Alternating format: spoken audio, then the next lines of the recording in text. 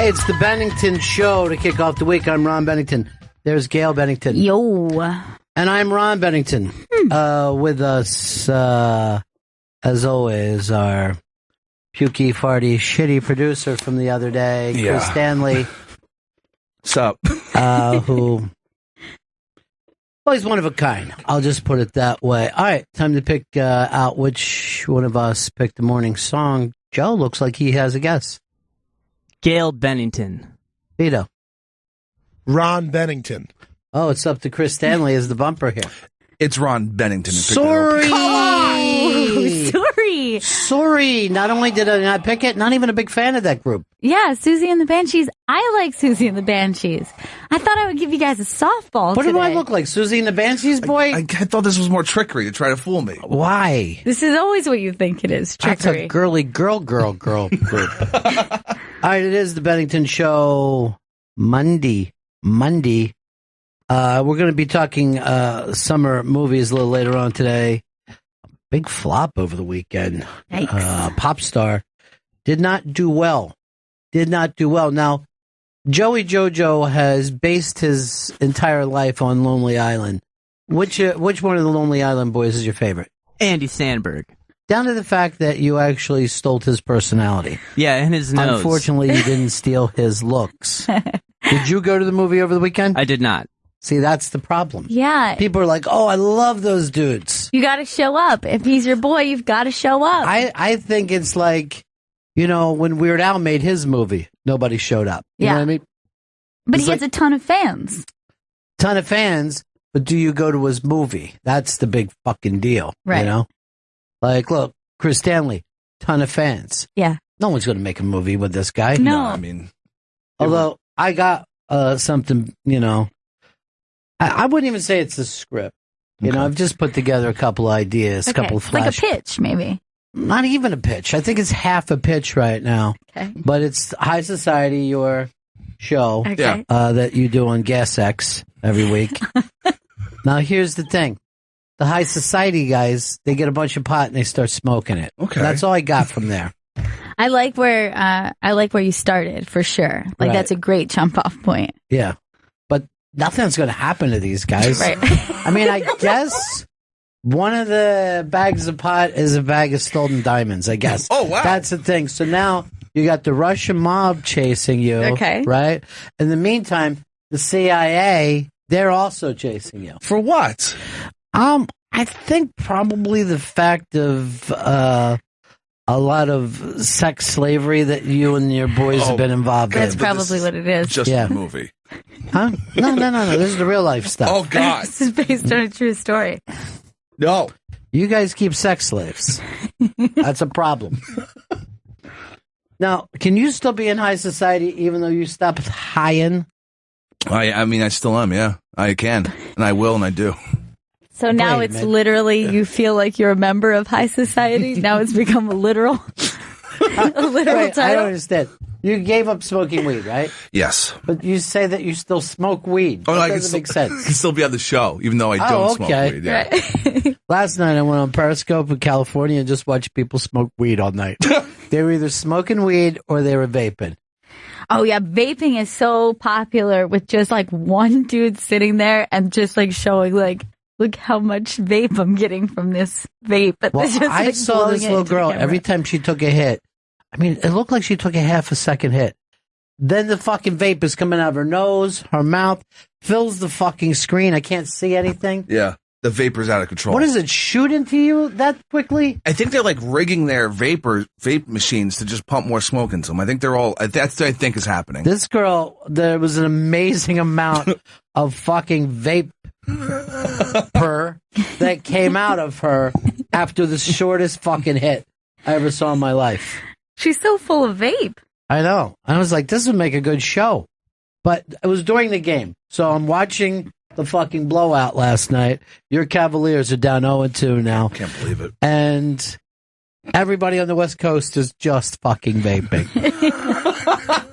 Just millions of people vaping. It's a vape life. And I was actually going like this. Maybe I can vape. I don't know. It seems like that wasn't around when I had my problems. Maybe there's new stuff that doesn't bother me. Maybe if it's vape, it doesn't count. I don't think it does. Mostly water, I think. It does. It counts. It's straight bud. This weekend, I was walking Birdie, and I bumped into a group of, I would say, maybe 11 to 13-year-old boys. And there was probably a good 20 of them, all like smoking a joint, like passing it around. And then when they saw me, they just scattered and ran. And I wanted to stop them and be like, oh my God, there's so many subtle ways to do this. And you guys did not pull it off. You could not have looked more guilty than a group of 11-year-old boys like, run, an adult. That's all I ever did when I was that age. I just fucking took off every time I saw an adult or, God forbid, a teenager. I was just like, and then one of them, as they were running away, just said, cute dog. That's nice. Yeah, though. that was nice. They were nice kids. Didn't one of them try to trip his friend? Because that was my fucking move. Leave one behind. Yeah. Lori in Yonkers, and tomorrow we're going to talk about the book. Yeah, we're going to go over the summer reading list tomorrow. Well, she sent us a thing that was from Sam Roberts because he showed a tweet of him at Popstar, and he is literally alone in the theater, not another person. No. That only happened to me once, a fucking movie, and I said, I'll never see this person again. And it was called Tiny Furniture. And Tiny Furniture went on to become Girls. And I still haven't seen that. But I sat alone in a theater like Elvis at 3 o'clock in the morning. Watching, I wasn't 3 o'clock in the morning, but Elvis used to run out overnight theaters. I just sit there and say, man, do me a favor, man, put on some monkeys dancing around in suits. And then I'll shoot at them. I like the idea of you're watching it just like, this poor kid. Well, she gave it a go. It's not going to work out for her. I saw Wing Commander alone in a theater, probably when I was like 14 or something. I loved it, though. I don't even know what this movie is. That was one of the few Freddie Prinze Jr. films. It was based on a video game. Freddie Prinze Jr. was just on the Regis show today, the Kelly show. He was co-hosting? No. He came on to sell his book, Puerto Rican Food, I think was the name of it. He had made Puerto Rican fried chicken, which I'd never even heard of. And then he ate more chicken than a man ever seen. I mean, he's sitting on the show. Wait, he's eating his own chicken? He's eating his own chicken and saying it's delicious. This is great. And then he says it's so moist, and fucking Kelly gets mad because she hates the word moist. I don't understand what it is about that word. I know it upsets a lot of people. Women. It doesn't upset any men. But what is it that upsets women about it? I guess they're thinking of their moist vaginas. But then shouldn't that be a positive? You would think, but I think it comes from like reading dirty books. Okay. Moist, just turning him off. She was moist with anticipation. Oh. When she saw his member. His member was bigger than her ex-boyfriend's and probably thicker too. Shut the fuck up. But there's something wrong with you when you have a word like that just makes you feel sick. Yeah, I mean, that one, it's too common. I also feel like, get a new one. I've heard too many people say they have a problem with moist. Mm-hmm. My fucking just turn off word is Chris Stanley right now. Right. That's why when I said it to you downstairs, you started to retch. Now I understand. We also have a friend who is dying to co-host with Kelly, thinks he could be the new Regis and everyone will love him, Chris Gethard, from the Chris Gethard song that we play here. I believe 100% that he could make that show incredible. Two Jersey people, jerseying it up, making it happen. All right, that's not the best Photoshop. It looks like he has no neck. He does, in fact, have Chris Gethard. Chris Gethard. I would do anything to help Chris Gethard take over that show. I would watch every morning. I would definitely watch every morning, and I hope they bring in the same audience that he has now on the Chris Gethard show. They get rid of those housewives who clap every time their town is mentioned. Like, I think it's going to be 90% Chris Gethard show aesthetic, but then, like, Kelly can still keep that big, like, wheel or whatever. Yeah, you know what I mean? Like, yeah, the wheel of vacation. Yeah. Where the fucking confetti comes down and Yeah. people are throwing beach balls and someone's dancing around giving themselves a selfie. At fucking Gelman. I don't know what the opposite of creative is, but that's what he is. It's the same. 4 times a year they change the wheel. 4 times a year, it's the same thing. You're still going to that same fucking joint in Antigua. You're not getting out of that. Till I found out that it was, 3 meals a day there too. What? Like, yeah. They give away some nice trips. That's great.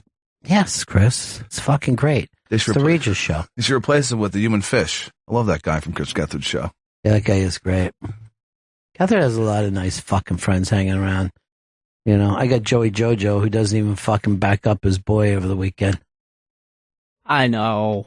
You should have I know. Andy Sandberg, I will see Pop Star. It's too late, dude. Doesn't matter. If you don't fucking pop the first weekend, your career's over. He's stuck on TV now forever. Oh, no. And the other 2 Lonely Islands, forget about it. Their fucking offices got emptied. Those guys are great. Those guys are great, too. I love them. Then take the Lonely Island's clothes. I don't know. That's exactly what's happening right now. But cuckoo! Cuckoo! Look up here. Fucking greatest movie. So, Muhammad Ali passed away over the weekend, and the media forgot that they've ignored him for 35 years and gave him what I now call the Johnny Go-Go treatment of non-stop media attention. Yeah. Muhammad Ali, they kind of forget who Muhammad Ali was. They're like, he transcended race. I'm like, nope, he didn't. He really didn't. And that was great about him. He didn't. No, he didn't. He transcended race maybe after. It's like Martin Luther King, where now everyone acts like they, hey, it's Martin Luther King Day. I have a dream, that's the American dream. But at the time, white people didn't want any part of him. Ali was the same way. Ali was liked by black people and young white guys, much like any rapper you've ever heard of in your life, right? It's the same situation. And he kind of played the heel in a way that made it easy for white people to be like, he's mean and he talks smack. Well, I mean, everything that I liked about Ali when I was a little kid is everything that I hated about the Carolina Panthers. It's the same exact deal that I bitch about now that I'm old, that when I was younger, I'm like, this motherfucker's great. Right. Sticking it to the man. But Earl wrote up a story on the iBang. It's the best tribute to him. Earl told this story to me years ago, and I got obsessed with it, that he and his brother, they're little kids, they're walking home from the store. Yes, at one time, people used to send their small children to the store instead of worrying about their kids' safety constantly. And they're walking back, and a car pulls over, and getting out of the back is Muhammad Ali. And Earl and his brother just run at him and start talking to him. And then people start just coming out of the woodwork. They're hanging out of windows. They're screaming. And Ali's fucking with people in shadow boxing. He used to do shit like that. He liked to be, well, the way Jerry Cooney always fools around with you. Yeah. Ali did that, but there was a million people that would jump out, and he just always enjoyed it. But this story is like, it's like a Babe Ruth story, except for it happens in the 70s. I love that story so much. I've heard him tell the story, but it was so great to have him write it up. And like, you can really hear that neighborhood and everyone's hanging out their windows like, hey, Champ, what's up, Champ? And like, you can like the kids just like chasing them. It's our favorite thing. Black people going crazy and being enthusiastic. Like they were at Webster Hall last night for Kanye. Now, here is my own personal Ali memory. This is to show you how big Ali it was. Reading about Ali in the newspaper was the first time I ever got off the comic page, that I was so interested in Muhammad Ali that I was sitting there as like a little kid, like in first grade or something, with my finger on the newspaper. Like, remember when you were a little kid, you would lay the newspaper down and then you would lay almost on top of it trying to read it. And I was going through it, I'm like, that's a big word. That must be Muhammad. And it comes before Ali. And taking like 25, like I'd read the funny pages before that, but I'd never read a sports sectional. And I was just sitting there, just suffering through just to read this story. That's how popular and crazy that he was. So many people had that love and that relation. My boyfriend, since he was a little kid, was so obsessed with him. It was like his biggest connection with his father. And his dad used to have him recite Ali's speeches the way you would have like a kid do something funny. And he would be like, do this speech. I would love to see that. I would have loved if they would have videotaped that. Well, Ali, there was a thing a couple years ago that called him the first rapper because of that rhyming that he was doing. But particularly in Philly, it was very controversial. Like if you go to Philly.com today and it says, who do you pick? Frazier Ali. Frazier wins. But he came to Frazier's gym and was fucking around with him. And I mean, it was actually downright mean where he was calling him a gorilla and all this kind of shit and Uncle Tom and all that. And a lot, just like in Earl's neighborhood, people were siding on the side of Ali because it was fun. If you see the stuff that he was doing in Africa, the way the African people, I think there's a documentary that's just unbelievable about that fight. I think it was called When We Were Kings or something like that. But it is insane the way Ali could pump up a crowd. But he wasn't as, it's one of those things that happens when someone dies that you just remember the myth. At the time, the shit that he was doing was so controversial. Not, going to war and saying, fuck it, I don't care if you take away my belt. Civil rights, turning into a Muslim when the most famous Muslim in the country was Malcolm X. I mean, this was shit that scared the hell out of people. So to sit around and remember it like it was just, and then he was also hilarious. He was just a really funny guy why he was doing that stuff. But to remember it just as if I don't think they kind of feel like, as they look to the past, that we all went, yes, Malcolm X and Muhammad Ali were right. No one did that at all. No one did. I don't know if we had someone as controversial.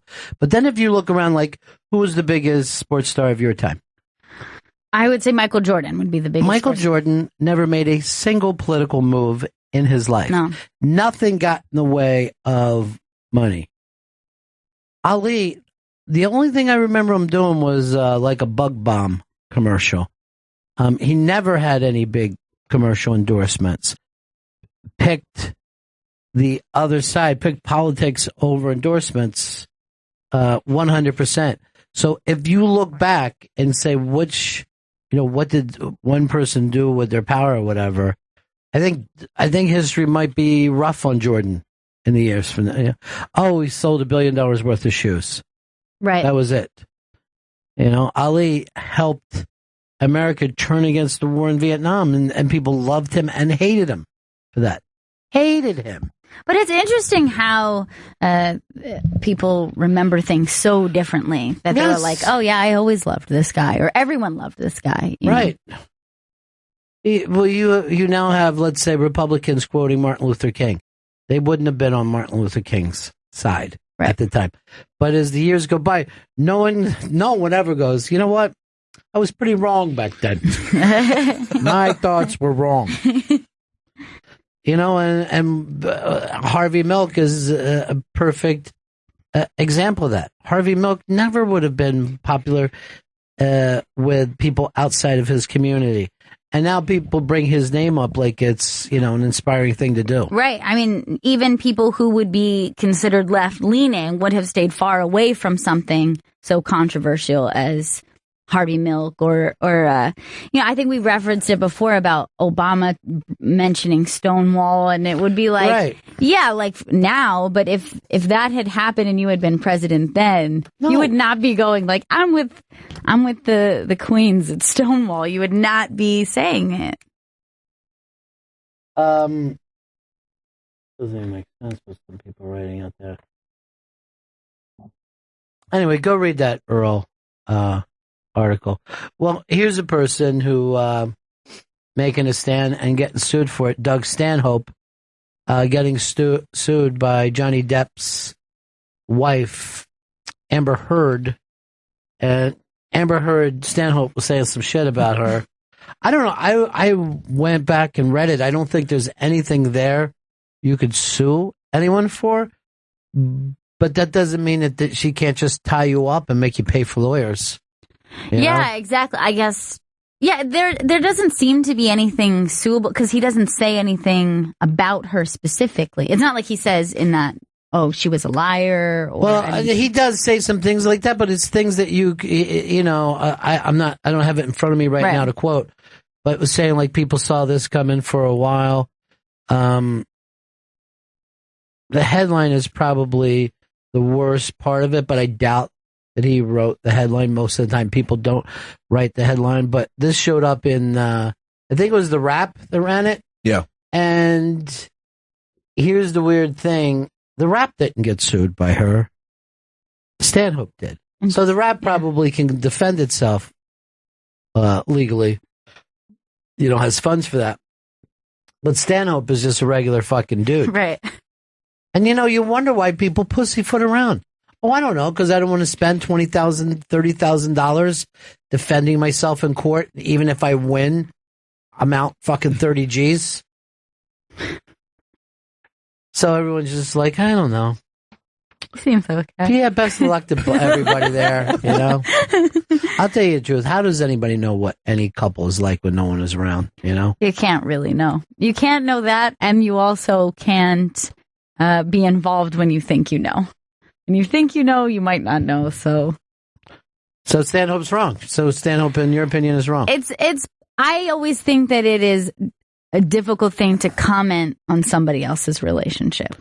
The thing is, he only likes one of them. Right. That's the thing. Like, normally you kind of get along with both people, But I do understand the idea of saying what happens when somebody's accused of something, whether they're proven to be innocent or guilty. That's fucked up too, right? I think that was an interesting thing that he had, a point that he wanted to make. As soon as it comes up, there's nothing you can do. Yeah. Like I'll tell you this, I think Chris Stanley's chick is missing. I'm just going to say that. Now, I'm not saying he's a chick murderer. No. But you better show up with a body. I haven't killed anyone.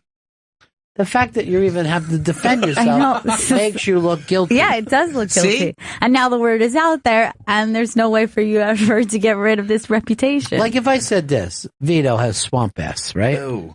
No, I believe it. Say immediately you went, ooh. You didn't even try to get any facts on it. You just went, ooh, he's a swamp ass bitch. Swamp ass in the booth? He's swamp ass everywhere. Oh, God. So how's he supposed to defend himself? By saying I'm not a swamp ass? Just saying that kind of makes it seem like he is. I know. It kind of makes me want to gag. So the answer is yes. He's swamp ass. Hey, we get our new interns today, right? Yes, we do. What time are they coming in? They're already here. How are they looking? How's the crew looking? They're looking good so far, yeah. Are you guys being nice to them? We're being very nice. Good. Well, I'll talk to them. Tell them I'll talk to them after the show. All right. Tell them P's and Q's, though. You know what I mean? P's and Q's, okay. Mind them. Yeah. Tell them I'll see them after the haircut. I like to have my interns have their haircut cropped, short, so they have the discipline to make it in this business. I'll get them their jumpsuits. Jumpsuits? Yeah, I'd like them shaved head and jumpsuits. Now, do you think that the Army wears jumpsuits? No, this is like a different look that we have. Oh, it's like shaved head jumpsuit. It's like a very futuristic look. Okay. Like a future army. Well, future army is going to be all robots and clones. Send in the clones, please. Send in the clones. I don't mind the clones so much, but the robots weird me out. Do you like a rowboat? Yes, I do. All right, so that's fine. You'll be in the Navy. You'll be running the Navy.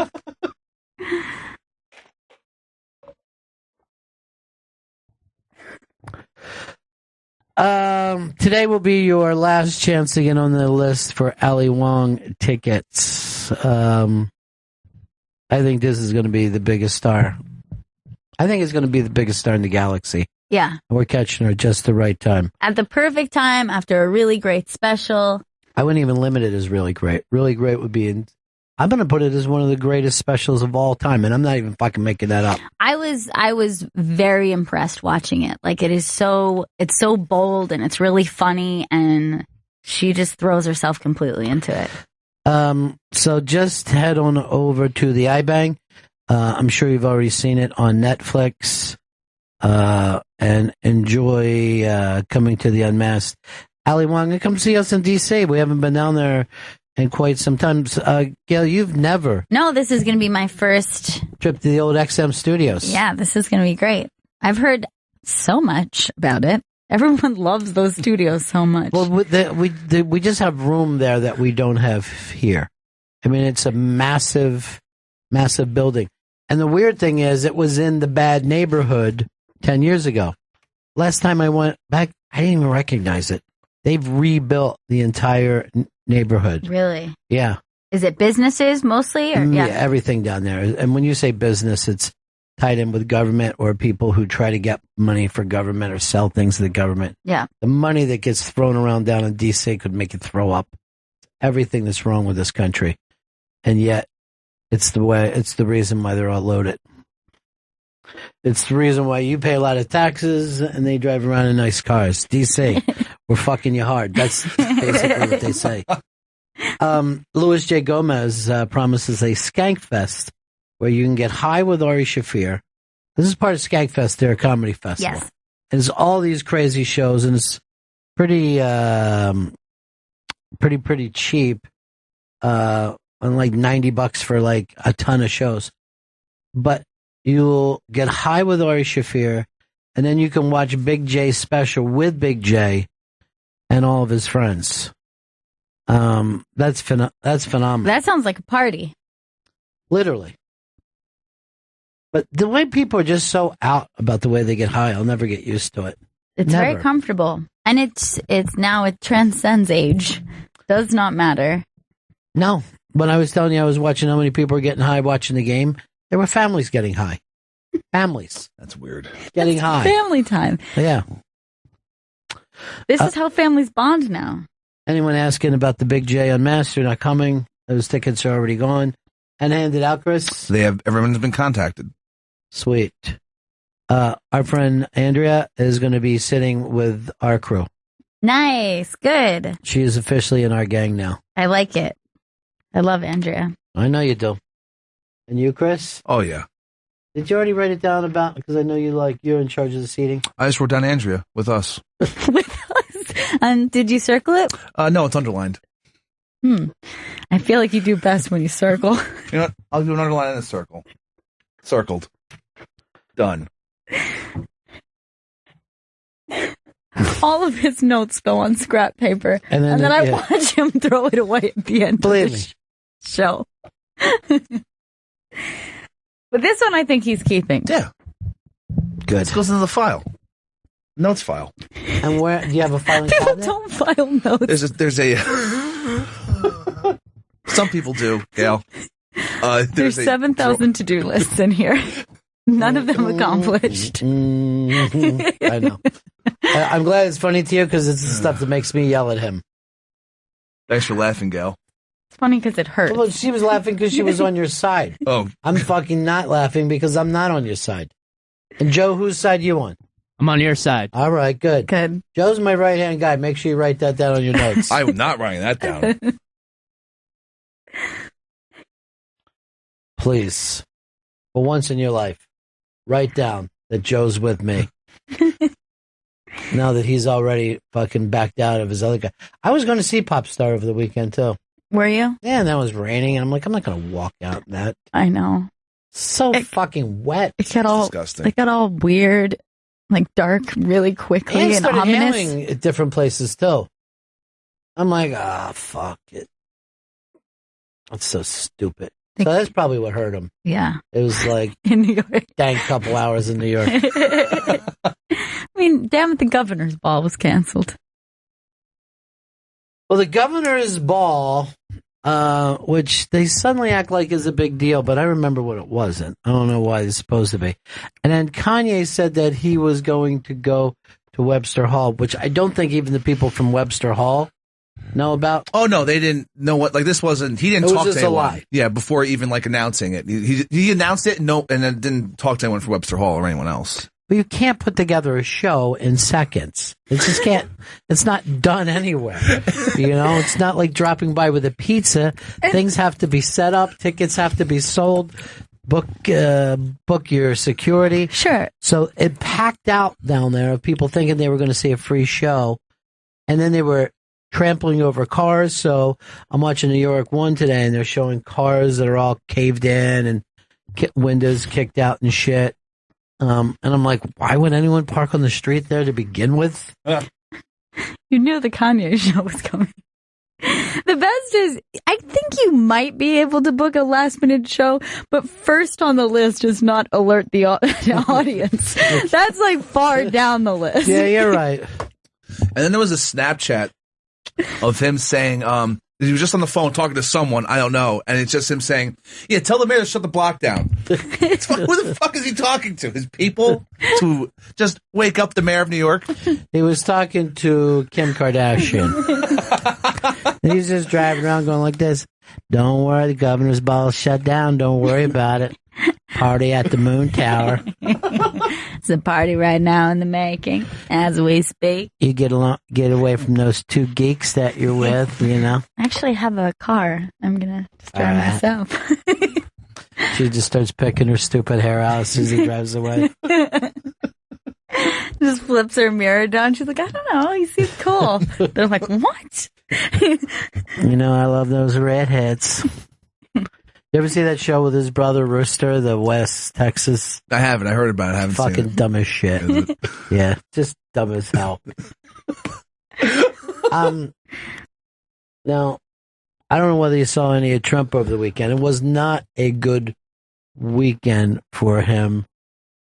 And he basically, people are calling him a racist, but because he said he couldn't really feel like he can get a fair deal in this trial because the judge is Mexican. Now, the judge is from Indiana, but, his people come from Mexico, but born in Indiana. No way could you call this person a Mexican. And like they're going, he's from Indiana. He goes, you don't understand. I'm building a wall, okay? Of course he's going to feel this way. You've heard about the wall, yeah. Right? But then I'm watching on Twitter and on the news going, Trump could not get this because of racial things. Now, imagine if you said to all the same people, how can a white judge, an affluent white judge, sit and judge a black man from a lower income place? They would go, you're insane, right, for even thinking such a thing. But what I love about white people, the second we find ourselves in any minority, we're pissed. And I'm the same exact way. If I look around and I'm a minority, I say, what the fuck is going on here? This is fucking crazy. The world's against me. I'm not going to live the way Earl lives every single day of his life. I can't live like this. I need to see a majority of white people around me. And then I'm like, okay. That's your comfort zone. It makes sense now. It's just what you're used to. But you could be as liberal as can be, and then you show up at the wrong mall, and you're like, what the fuck? Turn around, honey. Turn around. This is not our mall. But do you think black people just get used to being the minority, or do they feel it a little bit every day? I think that they're always conscious of it. But I think, because they experience it more, maybe you could say that it doesn't shock them. But I think that they're never unaware of the fact that they're a minority in whatever circumstance. All right, let me ask Chris. Okay. Because you're kind of a scumbag. Yeah. Do you realize when you're in non-scumbag places? Yeah, I do. 100%. I don't think so, because I see you in the elevator. And you still talk like a scumbag. He's very comfortable. I would not say you feel that way at all. You're comfortable no matter where you go. Like, crashed a party once at the Steinway. Man, it was like the Steinway showroom. It was like a Christmas party, and like I knew a guy working the door, and he just let me in. And then I felt very out of place, like amongst. It was like a really classy party, and I was just like, felt very strange. It's like I'm the only price. I don't belong here. These people are. Fucking I've been to places like that where you go, oh, okay, so there's people whiter than us.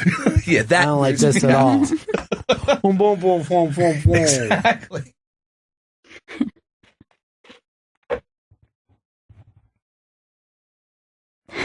I'm trying to figure out why Rorschach just tweeted hot, wet love canal. What? That doesn't seem like any of our business. Nick in Santiago. Hey, buddies. Yeah. I forget what the context was, but I was watching this interview of Obama's speech over the weekend, and he just said the word reverse racism.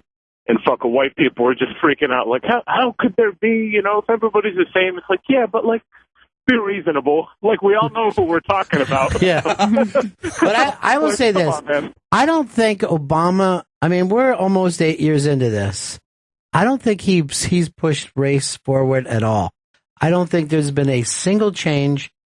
If anything, there's been almost like we're a couple steps behind where we were 8 years ago. You don't think that people, just by him being president, there are people out there who are already just like more comfortable with that idea than we're? No. I think if anything, they're less comfortable. I think there's white people who wake up screaming every day, and I don't think black people have ever felt, hey, now we can do whatever, now we can move forward. Because I'm telling you this because I watch a lot of Periscope, and most of the Periscopes are black people. Mm-hmm. And all of them drop the N-bomb. All of them don't seem like they feel like they're going anywhere. And they're not even political about it. Right. They just feel like, fuck it, this is it. And I don't see that we've moved ahead anywhere at all in 8 years. And I don't think that was the president's job, but I think we thought it was going to be the byproduct of having a black president. I think that maybe white people certainly felt that, like, immediately after he became president, they're like, oh, so we've fixed this then. I felt like we fixed it. I felt like this is great. This is done. From somebody who grew up when the busing took place and all the shit that went down like that, I thought if you would have said to those people, someday we'll have a black president. We were just doing jokes a year or two before, like, it's a sci-fi movie. Right. It's the future because we have a black president. So when we got a black president, we felt like, oh, we've moved into the future. Right. But we didn't. And then we also thought that was going to be the end of the world, because usually when you have the black president in the future, it's like an asteroid is coming to Earth. Right. It's like you've done everything you're supposed to do, and now you're being wiped out as a species. All right, Joseph said, when Earl's in the minority, he's still safe, though. Yeah, that's true of white people. It would have been nice to walk through my old fucking neighborhood and feel safe. If you were a black dude, it wasn't going to fucking happen. It would have been like Ali was fucking coming down the street. People would have been hanging out the windows. There he is. I don't even know what this means or who said it, but I guess it's from Joey Jojo. Most popular wedding songs. Now, before we get to Joe, you've got the definitive list, Joe? I do. Let's see how we can do. Gail, what do you expect to hear at a wedding? I would say, hey, ya. Really? I hear at every wedding now. This is a modern day classic turned wedding song. I was going to say it's the Meatloaf, what you going to do, boy? Oh, God. That fucking shows up. Not only that, but they'll hand out like things that everybody's supposed, like these fucking blow up saxophones and shit. What do you got, Chris? The song from Pulp Fiction during the dance contest. It was a teenage wedding and the old folks. Wow, I haven't heard that. I wish I was at that wedding. Yeah, I've never been at a wedding where they played. I've been at a party when they played that, and it was great. Now, I've heard, I'm going to say this, Uptown Girl, Billy Joel. Uptown Girl, Billy Joel. All right, Joe, are any of us correct? We have one correct. Please let it be me. I think it's going to be me. I think it's definitely me not for Chris. Meatloaf. Let it be me. It is Gail Bennington. Hey Ya. Wow. Tops the list at Wow. number one. Well, it's easy to dance to. Yeah, every wedding I have been to in the last decade, I feel it has played. I just thought of something. I tell people I won't come to their weddings in the Right, past decade. that could be why. But I know another one that took over the bridesmaid section. Yeah. Is now when they're like, okay, all the ladies come up. All the single ladies? They play all the single ladies That's got to be there, Joe. when they throw the bouquet. All the single ladies. That is not on the list. Wow, I'm surprised. Okay, so that That's list the is only incorrect. song that I know how to dance to. Are any of How many these other like, songs are on there? old school classics? There are 20 songs. Wow, 20, and we only got one. We got the top one. What? Chris, me and you look like a couple of fucking daydream Johnnies over I don't know here. shit about wedding music. Chicken dance? Would it be 16 miles on the Erie Canal? Is that there? That is not there. That's surprising. What are you looking up, Chris? I'm not We're looking up. Fucking sitting here we're playing a game. This is a and you're game, cheating. Chris. All right. No, you just looked it up. I did not look it up. I do not know What what were it you is. typing away? You working on a novel? I don't know about. No. All right, so he's out. Oh, I don't know what else. Let's see. Are any of these old or these are all modern? It's a mix. So there are old and modern ones. There's stuff from the 60s, 70s, 80s, 90s, and today. Correct.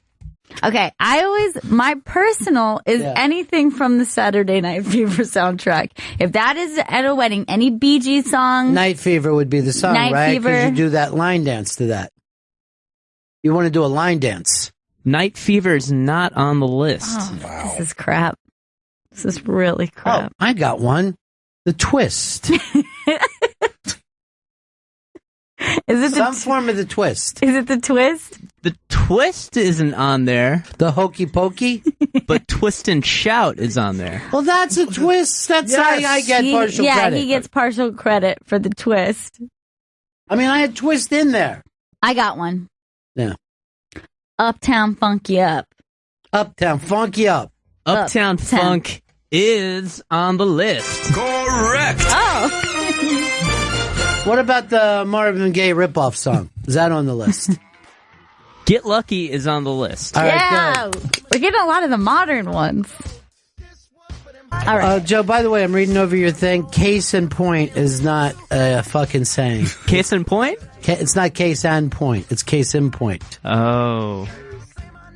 We got to take a break out with this because Barry Crimmins is on the line right now. He just shot a big comedy special that Louis C.K. is going to release. And Barry, how are you, pal? Good, good. Hi, Barry. Hello, Gail. Hello, Chris.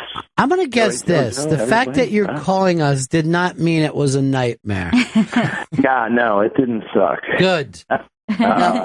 For you to say it didn't suck, it's got to be, the rest of us would say this is phenomenal. I think, Louis got to cut it, but I think there's probably a nice hour there. Yeah, I know. It's pretty good. I think we can chop up these two shows and sell them off like the Grateful Dead for the next 20 years. I like the idea of that. I like that we start to get shows we're not even ready for. Yeah. But tell everybody where you shot the special at. Lawrence, Kansas, which is this, really progressive town surrounded by Kansas. Mm-hmm. And they're progressive because way back when they were that's the whole Kansas Free State thing, and Quantrill and his raiders came to Lawrence and burnt the city down and killed every man and boy in it except for one guy who was smart enough to let his wife talk him into being rolled into a carpet.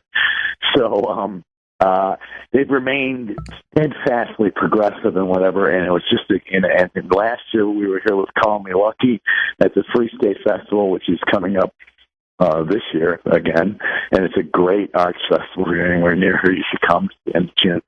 But we're at the Lawrence Arts Center, and Bob Cat and I showed the movie and did a Q&A afterwards, and the audience was just so great for the Q&A, and it gave me an idea of what the room felt like. I said, this, and by that point, I knew Louis wanted to shoot the special, so I said, this is the place. And we've been kind of keeping it quiet. You guys kind of knew what was going on, and you helped me keep it quiet, but you helped me spread different words at the right times to build up to this. And that, you know how you kind of have something in your mind's eye for a long time, and then it's never quite the same. It kind of works out exactly as I hoped. So it was an amazing night. That's so great, dude. That's so fantastic. All right, so you're just going to turn this over to Louis C.K., let him cut it the way he wants to cut it. Well, I mean, I'll have some say, but, you know, I completely trust Louis. Right. He came in, he was in town for maybe 20 hours, gunslinger, got his crew here, bang, comes in, just nails it, says some really insightful stuff to me that helps me, because he's shot a million of these, and nobody let me near a special ever, because, you know, I always understood they weren't going to let me stand on their soapbox and say their soap was polluting the river. So, you know, so I had, you know, a whole career with the stuff to sort of compress into this. And, you know, the second show Saturday night is 2 hours and 10 minutes standing and, you know, so it's, I guess it's all you could hope for. No, that's exactly all you could hope for. Damn, you got all this, and like you said, you got the guy who knows how to put together a special and release it. This is really exciting. Now, how quick do you think it's going to be out, Barry?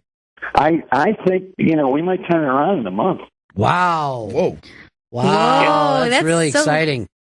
Yeah, so my birthday is July. So July 3rd is a cool day. That my dogs and I have the same birthday, and they're going to be 9, and I'm going to be 63, so we're all the same age that day. That is actually true. Yeah, yeah. Although I think I'm actually aging in dog years at this point. So. Dude, I'm so happy for you. Were you nervous leading up to this? I was, you know, focused and cranky, I guess. Which I, you know, I mean, a little bit, but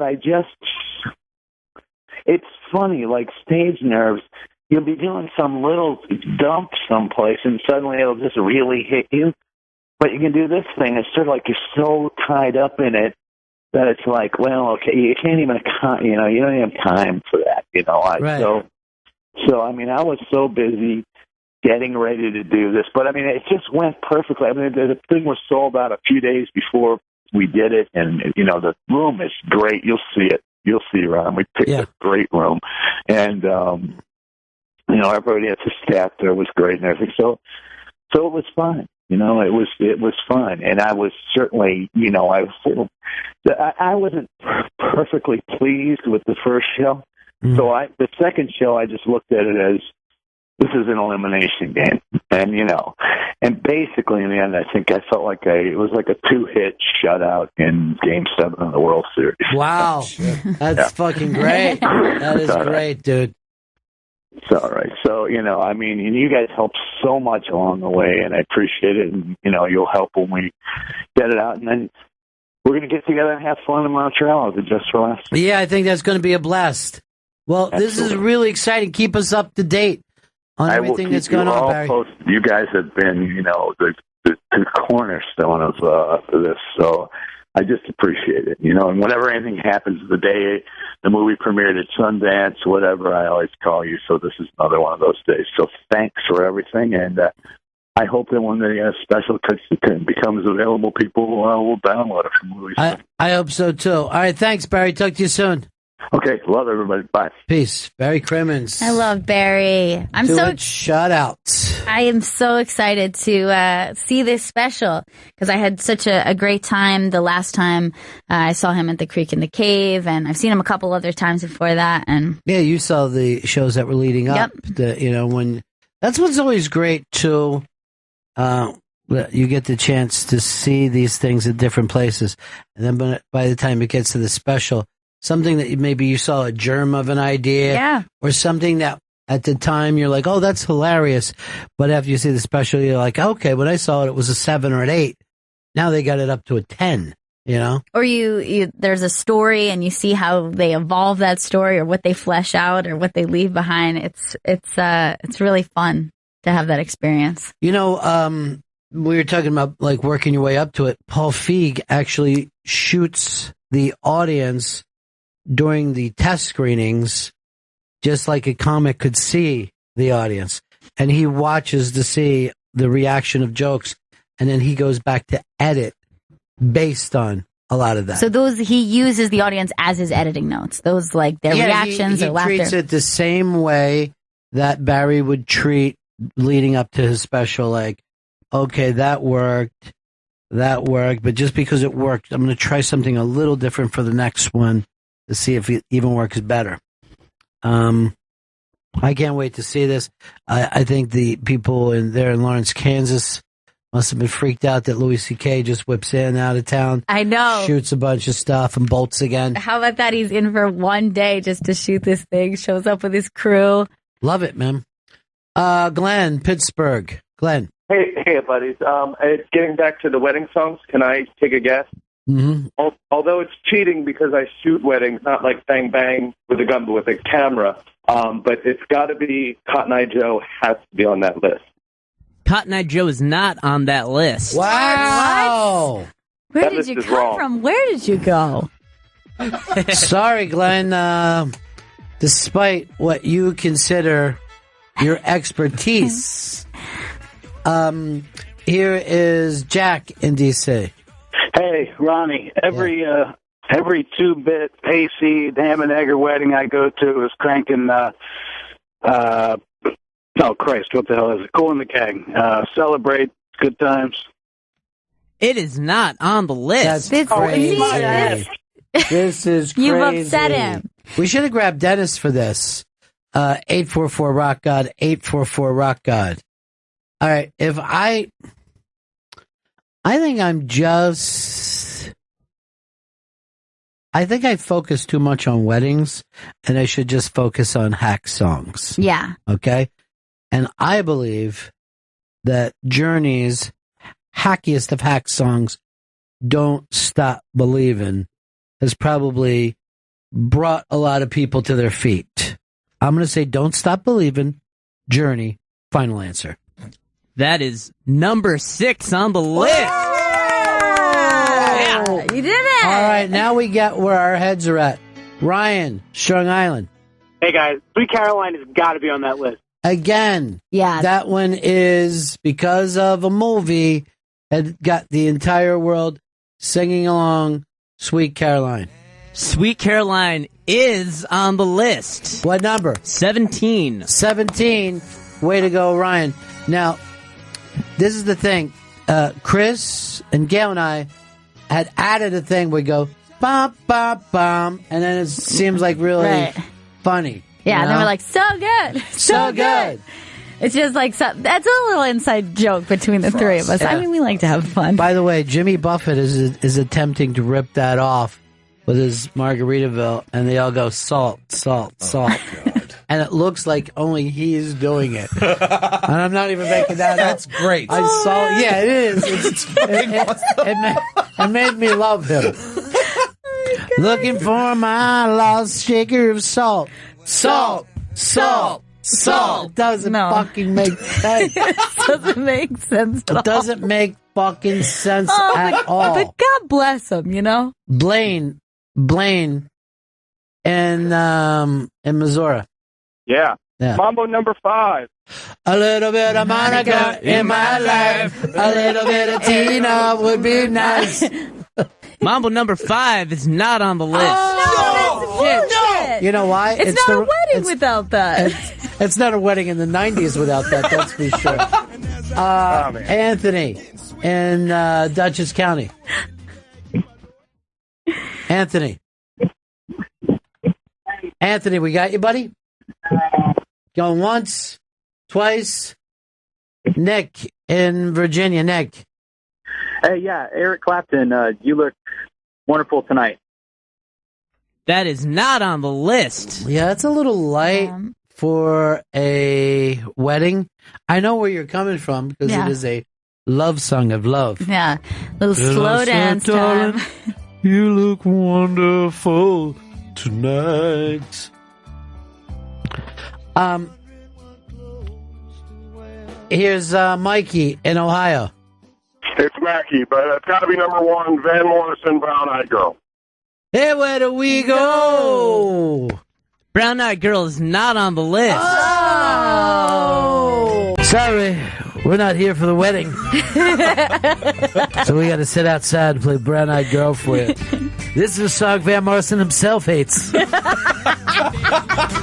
Johnny in Kansas. Johnny, Kansas. What the fuck is going on here today? Johnny? Johnny, is that you hiding? Johnny, can you hear me? Justin in Texas. Yeah, I'm going with Let's Get It On, Marvin Gaye. Let's get it on. And if that's not on the list, that list is complete bullshit. We are all sensitive people. It is not on the list. Oh, but that's what you when they take off their her garter with their teeth. That's what they. I'm not sure they do that anymore. It was very popular in the early '90s at weddings I was at, but I have not seen anyone. You know why? In my age group do this move. Public drunkenness is not the same place as it used to be. Right. It was more charming then. Yeah. I mean, just like when I was younger, fist fight at everybody. It was a very bad fist fight. And then everyone would always say, it's not a wedding until there's a fight. Everybody would say that. No matter what generation they were in, they'd all have a laugh together. And now that's assault charges, and people are videotaping it and then going to court to work it out later.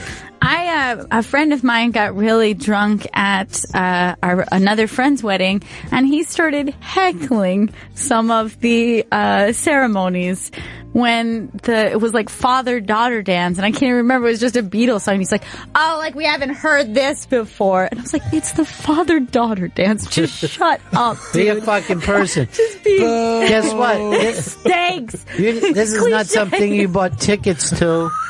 This is their life that they're sharing with you. Shane, San Antonio. Ronnie B, how's it going? Good. Johnny JoJo, show me some love for the Isley Brothers. Shout. Shout is number 3 on the list. Hey, hey. It's a really fun song. Yeah, it's something people who don't dance can do. All right. I'm going to put one in, too. This is my favorite wedding video I've ever seen in my life. And that was when the bride was singing Crazy Bitch as she was walking down the aisle.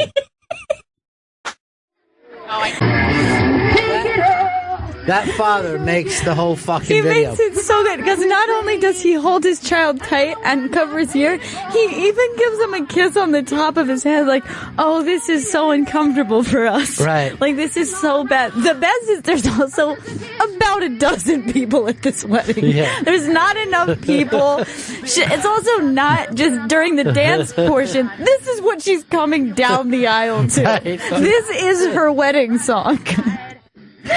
Well, the guys in the wedding like it.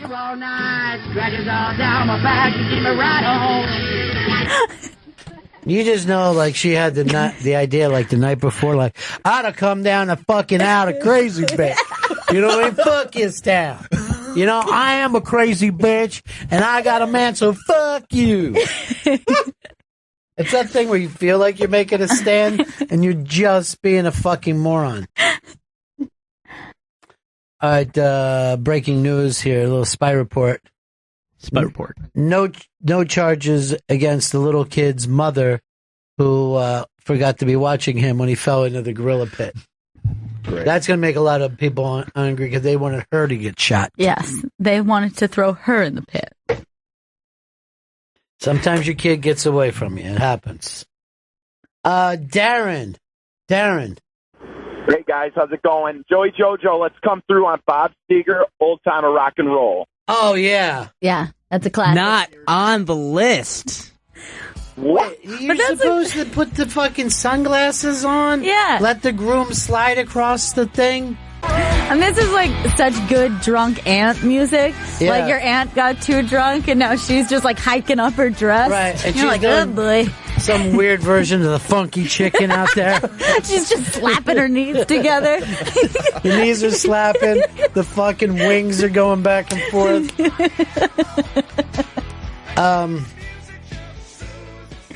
Yeah, that's a tough one. John in Kansas. John. Yeah, JoJo, Billy Idol, Money has to be on the list. No, Vito keeps writing it up as money, as people are calling in with it. Obviously, it is Money. It's got to be there. Not on the list. Bull. Then obviously they're not counting in strippers' weddings. They get married too, you know. Who was amazed that I remembered when people yelled, "Get laid, get fucked"? Was that Hard Rock Johnny? It's Don Jameson. Don Jameson. Don Jameson. I mean, he actually felt like his life was suddenly, Yeah. that he found out he wasn't insane. Love the Don Jameson. Always is in a mood. Reggie in PA. Hey, what's up, people? Yeah. I'm a wedding DJ. Every party does the B-52's Love Shack. Better be on there.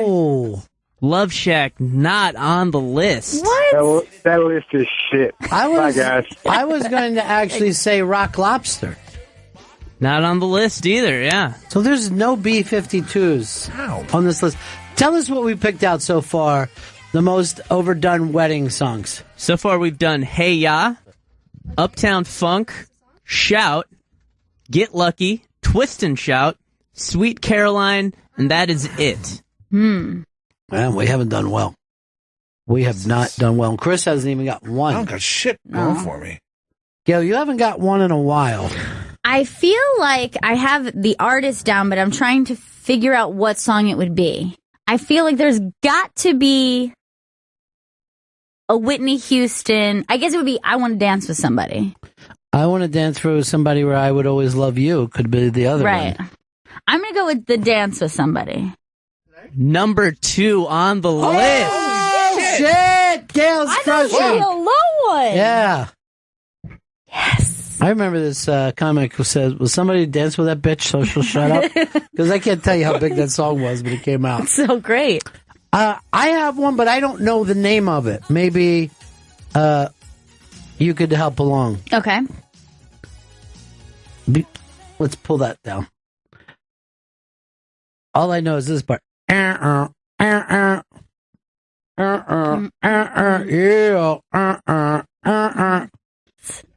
I know the song. What is it? It's Get Low by Little John and Usher. Not on the list. Fuck. That is a good song. How about it's getting hot in here, so take off all your clothes. I am so hot. I want to take my clothes off. Not on the list. That's crazy. But you guys are kind of in the ballpark for some. I don't even understand what that means. How would we be in the ballpark? The ballpark of a song that makes you take your clothes off? Yeah. No. Yes. Is it Crazy Bitch again? Is that it? Oh, Colin in Philly. Hi. Hopefully I'm in the ballpark too. The hackiest of hacky, Black Eyed Peas. I got a feeling. I got a feeling that. Not on the list. Oh. Okay, that's a bar mitzvah song is why. Let me tell you, one time I was in Central Park and there was like 10,000 people. It was some night party and they started to play that song and these people lost their fucking shit. Everyone was fucking dancing around like they were the center of the universe. It's crazy. And I was standing on a park bench. It might have even been in New Year's Eve, how they'll throw those parties on New Year's Eve. Yeah. But people were fucking losing it. Well, I remember when I first heard this song because I was so like, are you kidding? You're going to yell Mazel Tov. You're just trying to sell bar mitzvah. Like, it worked. make it the bar mitzvah hit. But then when you're in a party situation, it comes on, you're like, I'm a little ashamed, but I'm loving this. And I do feel like tonight's going to be a good night. I know. Oh, that just gave me an idea of one that I think is on the list. Should I do it? Yes. All right. It's a current one. It's a modern one. Is Pharrell's Happy on the list? Make you happy. Number 18 on the list. That's good. Yeah. That's good. I was thinking of, what do I shamefully dance to? Well, yes, and that's the thing, that these things are danceable songs. Right. All right, this gives me an idea, and I'm going to go for it. Even though I don't think if it was as big of a hit, it was still pretty big, and people are dressed up at this. So I'm going to take Miss Justine Timberlake's big hit, Suit and Tie. Suit and Tie not on the list.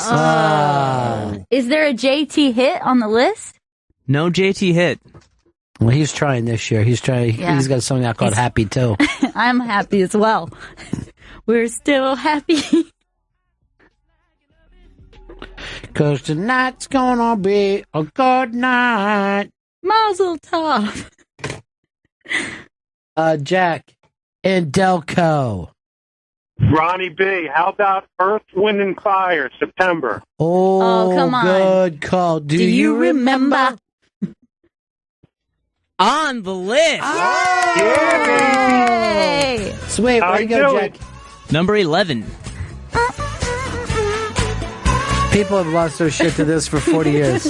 Here's Dave in Jersey. Most used wedding songs. Hey, Ronnie, I've actually got two. First guess is The Electric Slide. I don't even know who sings that. Not on the list. I think it fell out of favor. Yeah. It used to always be at weddings. All right, can I take one more guess? Yeah. How about Yeah by Usher and Little John? And Yeah, it's on the list. Yeah, Number yeah. 13. I'm thinking that might have been the song I tried to think of.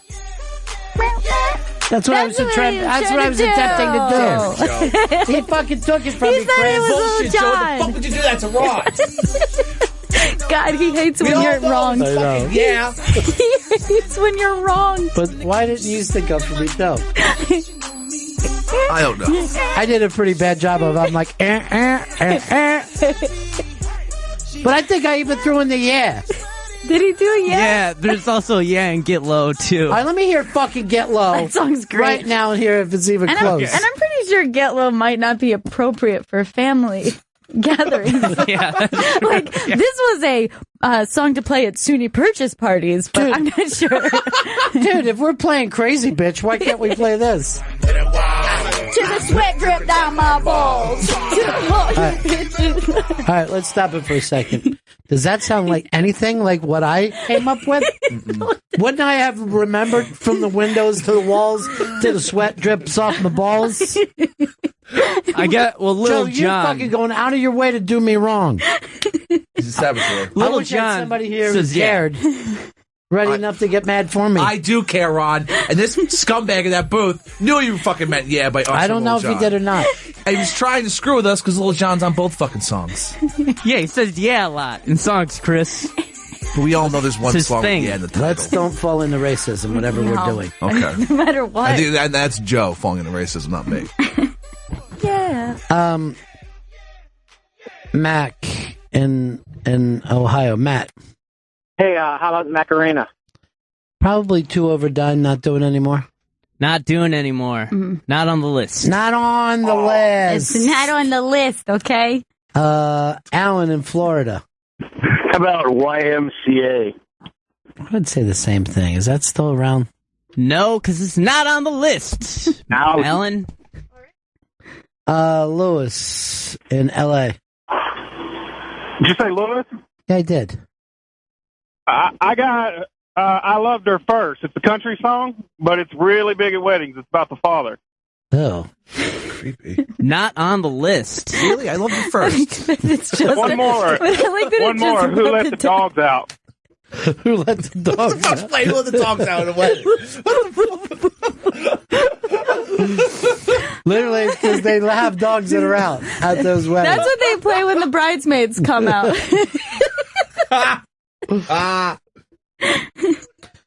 On the list. Is Joe List on it? Please. He's not on the list. That's sad. But he's on our list. I think I'm getting tired of this game. I gotta tell you the truth. Why don't you just read us the entire list, bottom to top? Start at 20, work your way through. Bottom to top. Number 20, Ignition Remix, R. Kelly. Oh, how did I not I don't think even know of that? this song. You got remix to Ignition, rolling fresh out the kitchen. No, I don't know it. Then we have Call Me Maybe. Carly Rae love that Jepsen. song. Well, that was a song of the summer that got done by a million different, it was like baseball teams would do it, then a hockey team. And that was always supposed to be, look at these macho guys singing Call Me Maybe. Isn't that great? Did this kid ever have another hit? She put an album, I think, last summer. I remember Yeah. it being on SNL. There Yeah. was like a good one or two. There ain't but nothing not like Call Me Maybe. Yeah, like you can't top this. She peaked, yeah. This song was excellent. 900 million views. 900 million Every views. living person, every man, woman, and child loves Call Me Maybe. Mainly children, though.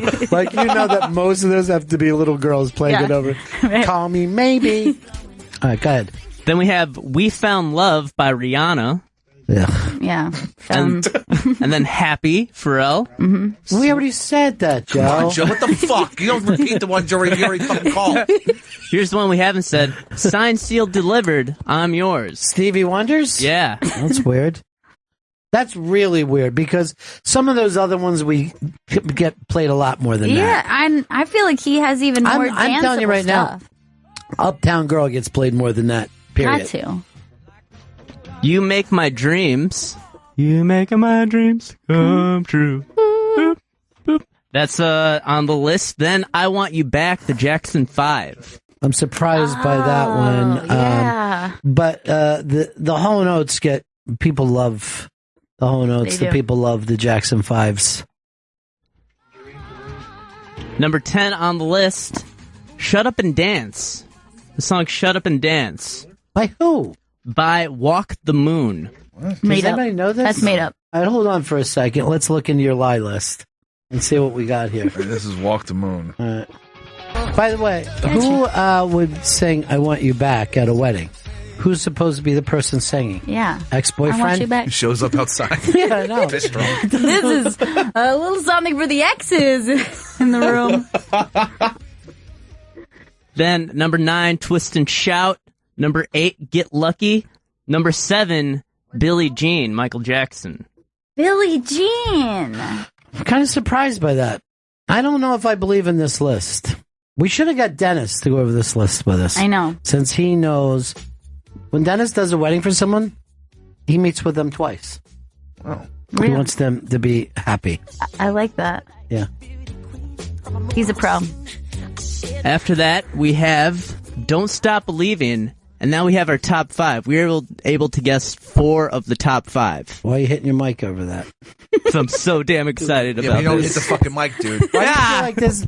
You know what pisses me off? He acts like he wrote this list. I know. This is a list you have found nothing to somewhere. do with this All he's list. doing is taking credit and trying to make Ron look bad by fucking not saying yeah. You're right. Thank you, Ron. You know what? This is fucking unbelievable. You're never on my side, but this time you are. This time I he have to really this time, is. Ron. I can't sit back anymore. Bullshit. Number 5, Crazy in Love, Beyonce. Crazy in love. Didn't we already do it? No, we didn't pick that one. Dun, dun, dun, dun, dun, dun, dun, dun, dun. We have the actual song. That's the part of the song that just falls apart of the shit. You're like, get back to the Yeah, other part. hook that shit, bitch. This is all the weddings I won't be going to. This is what you're going to miss this summer. Yeah. Tell me how much I have to give you that you're happy with me not showing up. What else, Joe? Number 4, Shout. Number 3, Uptown Funk. Number 2, I Want to Dance with Somebody. And number 1, Hey Ya. This is what pisses me off. Gail took the top 3, maybe the top 4, I can't remember. But I know the top 3 are all yours. Yeah, I think top 3 I got. And I'm surprised by the top 3. I would have thought they would have been more traditional. When I said Whitney, I thought that was going to be like a low teen. I was shocked that was number 2. Everyone loves Whitney since she died, too. You know? Yeah. Like, she's the Muhammad Ali of divas. When she died, everyone said, we've always loved her. I mean, you know that I've always been talking about Whitney, right? Yeah. I mean, you know how I'm always... Dan Whitney, maybe. I am. Get her done if that on the list. Ought to be. All right, why don't we take a break here, Joe, and you come back with another list. Okay. As soon as we get back. We're going to be talking summer movies, which so far it seems like it's a disappointing year. Yes. There's no... I realize that we're only in June, but normally when we start Memorial Day weekend and the Avengers 2, I'm saying is the only bona fide hit of the year. Am I wrong about that, Chris? Captain America, Winter Soldier, or Civil War. All right, so that's the one I'm talking about. Yeah, but yeah, that's the only thing that's made any money. It's the bona fide hit of the year. Yeah. Is there nothing else that is... I mean, people don't talk about movies anymore. What about for big summer comedy? Do you think like Ghostbusters will be? Yeah, but we'll have to wait. Right. I'm just saying so far. I'm definitely going to go to see Ghostbusters, but I'm saying so far. Oh, here yeah, we are. this- We're in June. We've only had one hit. We'll be right back. Talk about summer movies and more. Bennington. Bennington is back with Little Tits and Dragons. Last night, finally, McShane made his debut. This is what all of this Tits and Dragons drama was about. The character finally made his debut, and it was actually a dragon-free episode, which I always appreciate. This is a tits and drama episode. Yeah, Ian McShane had nothing to do with breasts or dragons in his scenes. Okay. So it's nice getting it reaffirmed from you. Now, this the biggest show on TV or Walking Dead? People are saying now that it's Walking Dead. That shocks me because the level of how popular this show is, plus the amount of money that they put into each episode, it's shocking to me. I've never watched either show. I've never watched Walking Dead. I've never watched, I think this, is it the real name Dragon Hunter? Is that the name of it? Dragon Hunter. Game of Thrones. Game of Thrones. Yeah. Or GOT. I got last night. And it was a very big episode. It was a lot of crazy things that people have been waiting for finally happened. Chris, you watch a number of shows. Are you telling me that you look more forward to this show than Silicon Valley? Yes. And I watched Silicon Valley last night as well. Yeah. And you thought Tits and Dragons is a better show? Oh, yeah, it is. And that episode last night. There's no way. Was one of the best. There is no way. By the way, I will... Vice, Silicon Valley are the two of the funniest shows I've ever seen. I know that it drove you crazy that I was not watching Silicon Valley. I watched the first 2 episodes over this weekend, and I'm very excited to start watching it. What do you mean, from year one? Yeah, so I'm going to catch up. Well, it's great. Welcome aboard. You loving it so far? I'm loving it. Loving every minute of it. It's nerd entourage. It's so great.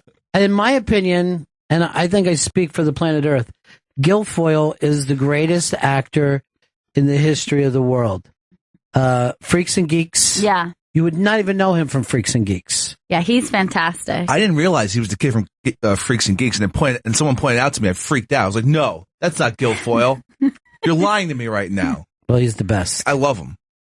But so now you're back on the bandwagon. You just ran it down a second ago next to GOT. You said it'll never be got in your heart. And Vice is unbelievable. Unbelievable. Now, last night I started to have this weird frustration because up to this season, I've only binge watched the show. I was able to control... Which show are we talking about? Game of Thrones. Mm-hmm. So I was able to control how many episodes and how often I was watching it.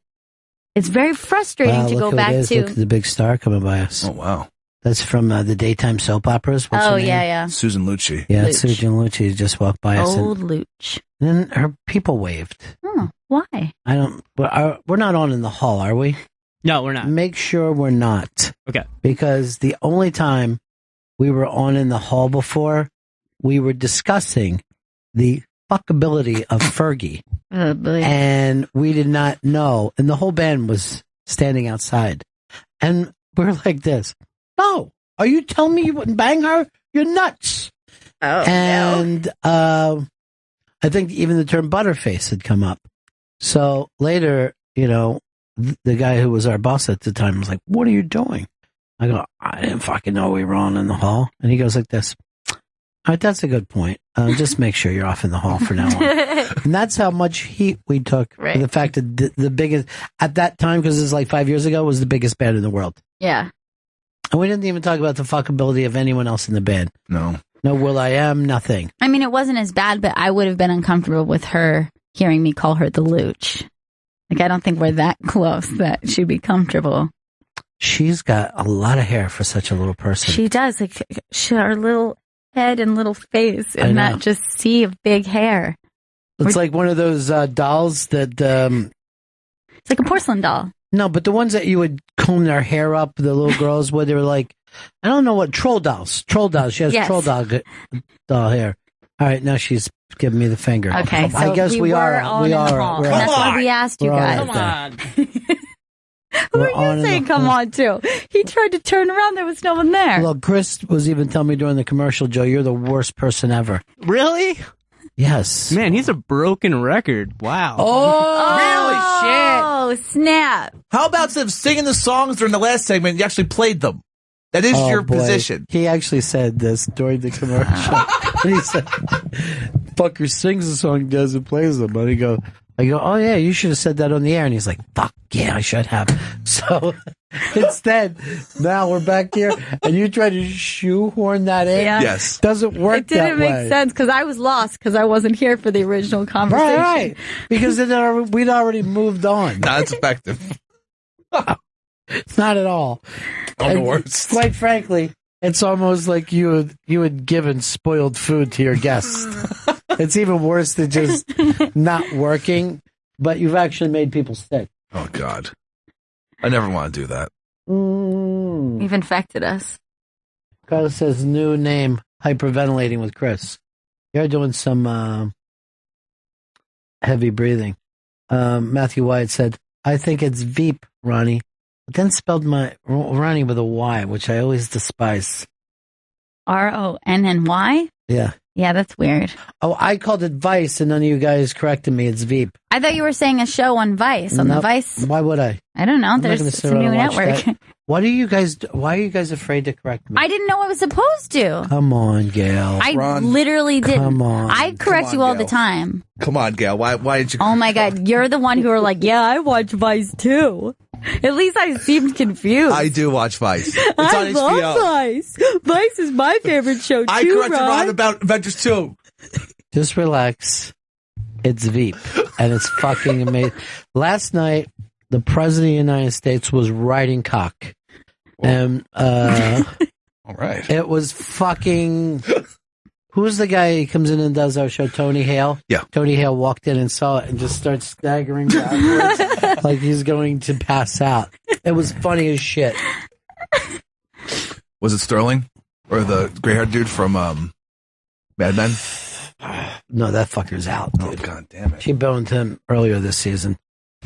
I'll just tell you who it was. It was House. Oh, nice. Oh. I saw that coming. Nice.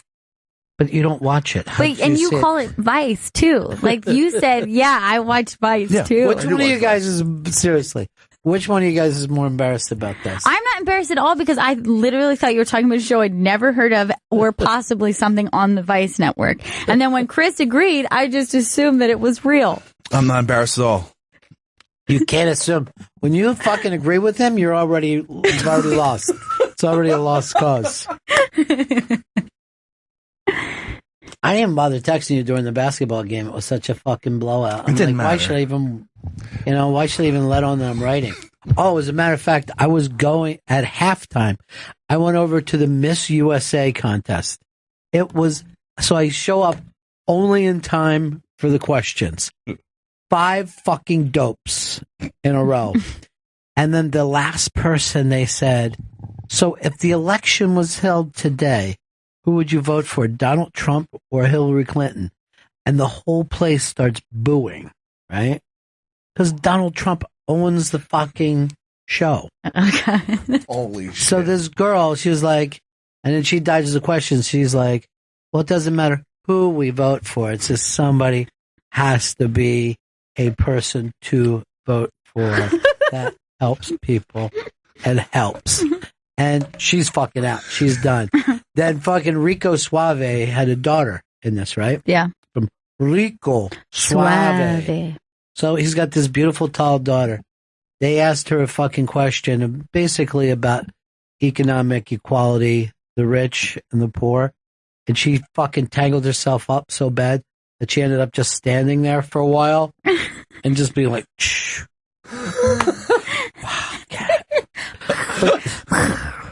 But she was basically, it was like a 3-year-old where she was like, you could give, the rich people could give their money to the poor people. Okay. And then the poor people would have money, but then the rich people would. She is cute. And the people in the middle have to try to come together, you know, and try to do it.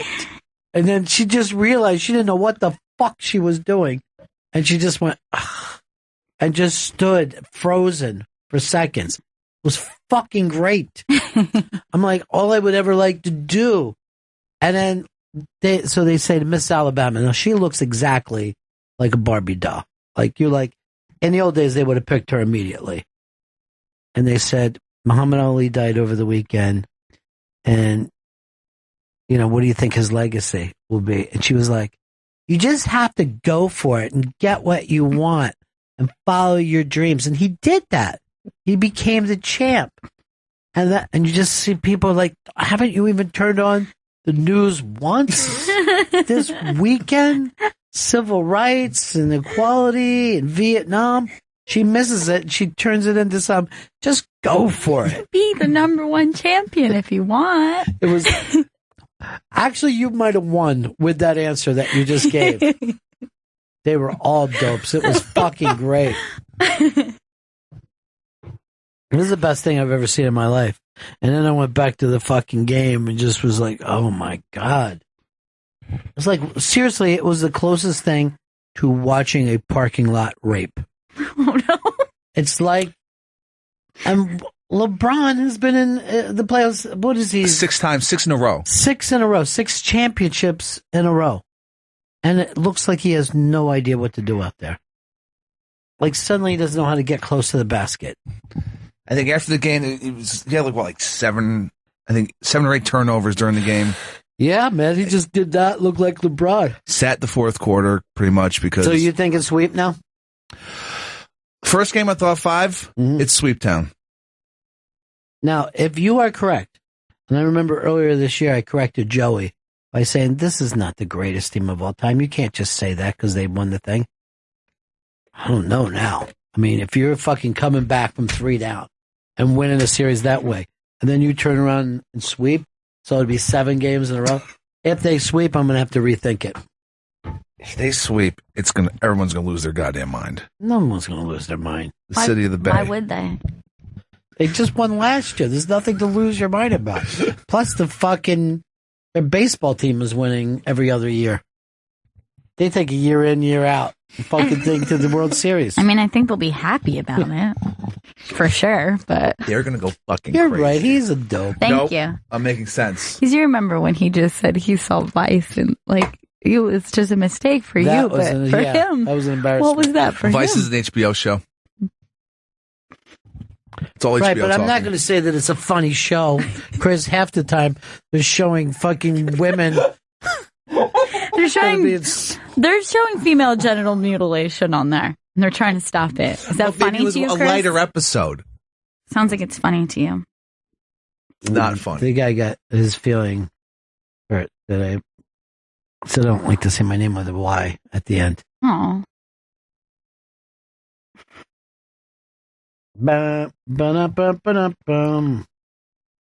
Tim Knight saying, if I'm at a wedding and they play Whole Notes, I'm throwing cake at the bride and leaving. Tim, if someone invites you down out of the hills to go to a wedding, the only reason that you come Should we invite Cousin Tim? The only reason he comes to town is for salt and gunpowder.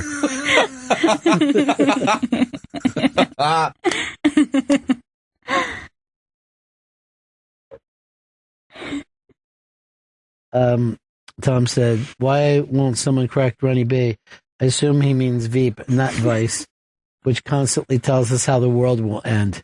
They do a lot of super viruses and that. Yeah. And the environment just, falling in on himself. Steven says, new show. Chris and Gail talking about tits and dragons on Mondays.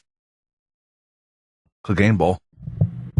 Yeah, but I actually add something. You can do first. Talking Dragons. See, I missed Veep last night because I watched the Game of Thrones episode twice, still 2.5 times, pretty much. Why? I enjoyed it. Jack off purposes? No, I'm not masturbating to Game of Thrones. It was one of the best episodes in the series history, to be totally honest. I'm being honest I'm here. on your side, and I still laughed at you. I agree with you, but it made me realize how dorky I am. The episode was so great that everything that I saw this morning was all about Jon Snow has been caught with his beard trimmed. Everyone's upset about Jon Snow's beard in real life, not on the show. Thank God. But And I think his beard will just be brought back to life. yeah, the red woman will bring his Does beard everybody back. feel like he's ugly without his beard? It's not that he's ugly, but I hear a lot of people are making comparisons to him that he looks like Heath. And I also thought that people are saying he looks like Brandon Lee. Like Let me see him with his beard. Because I don't watch the show, Yeah. as you know. It's a good look, what he's got going for him there.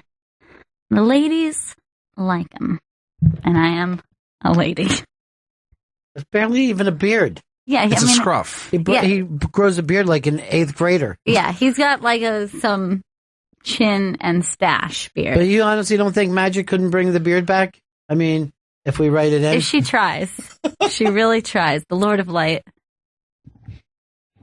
He looks weird without the beard. You know, I was trying to binge watch a show that I'd never seen before, 6 Feet Under. They ran the whole series. So I'm like, okay, I'm going to go there. TiVo, locked in. Then I found out, didn't lock in for me at all. Oh, no. And I thought I was taping like 61 hours. That blows. Yeah, I know. But then I just took it as, I guess God doesn't ever want me to see this show. Oh, why? It's God's work. You could have live tweeted your own binge watching experience the way Leslie Jones did. Yeah. With she did it with Breaking Bad, right? Yeah, Breaking Bad was the show. She also live tweets the episodes of Game of Thrones, and they're hilarious. Usually it's just her being like, what? They're incredible. I did says if we start doing the Tits and Dragons after show, yeah. Queen Elizabeth says she'll call in to correct all of Pepper's dumb assumptions. I would love for her to try to correct me about anything with Game of Thrones. I'd fucking love it. I'd crush her. It'd be fucking over. Could we maybe do a Game of Thrones trivia against Game of you? Thrones game. Yeah. Fine. Against you and the Queen. Yeah. Now we talking TV shows or books? So I'll do either. First of all, I want you to relax. I want you to save up your energy for the big game. Second of all, remember, you never win anything ever. I would love to get this together. Noted. Oh, I met the new interns. Oh, how did it go? I think we got something there. Something special? Yeah, I think this is going to be the greatest summer of our lives. This is going to be the best summer ever, guys. We're going to Matter of just fact, I'm not saying which one, but one of them is going to replace Joey. oh my God. Wow. Yeah. I have my guess. Who would you pick right now? Camila. Well, see, we haven't named her for the air yet. And then you give it away. Everyone Why would you forget give that. the fucking name out? Everyone forget that. Why you got to drop the F-bomb on intern day? I know. You know that Interns, this I is- apologize for my behavior. That's 1 point for Queen Elizabeth, 0 for Chris. It wasn't even Game of Thrones trivia. a lot of this has to do with just general behavior. It does. Oh, Jesus. You've got to carry yourself like a gentleman or lady. And the Queen, that's a lady. Oh, she's a lady for sure. I could be either, a gentleman or a lady. That's the kind of sexual fluid times that we live in these days. But I was getting serious anxiety watching it, feeling like I can't control watching TV. Like I like the experience of having every episode already finished and then being able to watch it. You know, I mean, this is the way people have watched TV since the beginning of time. Just when the show comes on, you watch it. I know, but I feel like I've relearned this weird behavior where I'd like to watch it at my leisure. Yeah. Well, here's what bothers me if I binge watch. So you forget how much that they're just resetting the table. Right. Oh, I know. So if they're going like, remember that time Joe did that thing and you're going and you're watching, you're like, you mean 5 minutes ago? Yeah, we all remember. Everyone remembers that. Just watched that episode. The only thing I would say is I don't feel that way about like a sitcom. Like I'm fine with tuning into a sitcom once a week. But like a drama, I feel more like I want to know what happened. Well, it makes sense if it's like a Fargo that has a beginning, middle, of an end. But if you're just watching a drama that has a cliffhanger, what's the big fucking deal? You know what I mean? You're not getting it more. And then guess what? Next week you'll have nothing to do at nighttime. I know. All I want in my life is to know there's some shows coming up. That's it. Please tell me there's a show. Just to be able to be told, you've got 2 shows tonight. That's why I'm always glad to watch Big Brother in the summer, because that gives me 3 nights a week to know I got something. Now, when does Big Brother start? Exactly. Oh, wait, hold on. Is my name Frank TV Guide? Is that who I became No, I didn't on think this so. show? No, sir. No, I did not think No, it starts in late June. I don't know when exactly. Vito, you do know? Okay. He's very excited. Starts June 22nd. We're going to get back into that house. All right, first of all, You're not getting in. is there a reason that you guys are wearing matching cruise shirts? Intern day. Yeah. So that nobody can see? Are you putting them in black keys as well? Every day. Oh, you're a Big Brother guy? I love Big Brother. I've watched every Big Brother episode since this show has started. It's the only reality TV show that I think is good. And we could start playing Big Brother right now, and it would be a good show. It would be just as good as their show. Like, we'd be voting each other out, lying to each other. hell yeah. Sure. Whenever I watch a season, I fucking go all the way through, but I don't watch every season. But whenever I find myself watching, I love it. Are you going to watch this season? I am going to watch this season. I'm going to watch too. I watched maybe like the first like 4 or 5, maybe the first 4 seasons, and I enjoyed it very much. I would love to get back in. A Summer of 4 Brothers? seasons? The 4 or 5. Last season I watched was the Evil Dick season. That's a long time ago That's now, right? fucking like 10 years ago. Holy shit. We should all go on a live stream together. So Why did I split want one. to do that? So I'll split one. Why? Because you watch the after shows? No, dude, I used to love watching during high school, like when there was nothing going on, I would just stay at home and just watch the live feed, like the 24/7, because I wanted to see what drama was going on before those other losers had to wait till Tuesday, Thursday, and Yeah, Sunday. but what happens is a ton takes place and that they don't show. They can't. Right. You know? I mean, there literally is 80 hours of action that they have to get into a half hour. You know? So you're just like, that big fight took a second. Why are they dragging this thing out? And then for some reason, they'll take a small thing like, did you touch my socks? And blow it out of proportion. Where no one in the house remembers it. But we at all home thinking they're voting him off of that sock issue. Oh, believe me, I Yeah. don't forget the sock. I mean, if you think of how many fights that we ever have around here that are forgotten within an hour and a half. Right. Just full meltdown where Chris will be screaming, I'm done with you. You know? You just fucked the wrong person, you know? And you would think if you were tuning in, oh, Chris is going to stay mad. No, he doesn't. Meanwhile, we're just going, he's fine. He'll be all right. Yeah. He'll be fine. Even when that one day he was crying, I'm like, no one cares. Oh, no. I never believe your tears. Now, those are You've real been tears. called out on it before. Those are real tears. All right. If we, what do you think the alliance would be if this was Big Brother? Who do you think would be like, who would be forming secret? First of all, Chris would never stop bugging you to join his alliance. He would never stop bugging you. Everybody would know that Chris couldn't be trusted in any alliance. Oh, I would never. No. If I would never align with Chris. Never. I could never trust him. First of all Vito and Joe would have to know the number of times that you sell them out to me. I know. That anything that comes up around here, you're like, Vito and Joe don't do shit. Vito and Joe would be palling around, but they wouldn't have an actual alliance. Like, they would be forming alliances with other people. Let me tell you, fucking Joe doesn't have it in himself to be true to a human being. That is a cold-blooded Minnesota Swede. Feel nothing. I say nothing. It's true. You're almost like a movie Russian. Vito would overplay his game. Yeah. I'm very confident I would go far in the Big Brother house. I can't say it. No, man. I can't say it. I'm wear your heart on your sleeve. I'm so confident that I would go super far. I would kill the social game. I don't know how good I'd be at the physical challenges where you have to hang on stuff. Do you realize that, first of all, do you only realize that you're the only one who thinks you're sociable? All of us feel like you're a dope, and yet you're always telling us how great you are sociable. I am the king of social. No, you have to pay attention to feedback. Guests that you bring in are creeped out by you.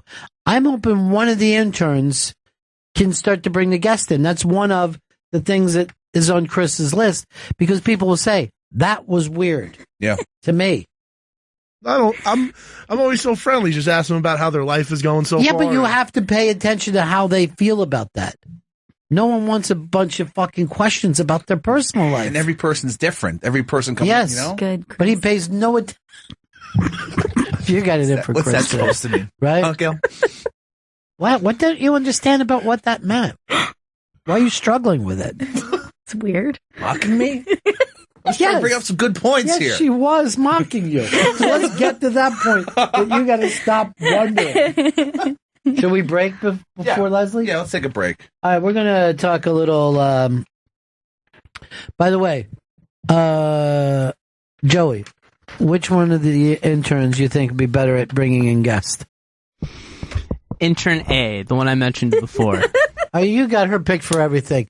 You know the rules around here, right? Yes. You better. Leslie Coffin is stopping in.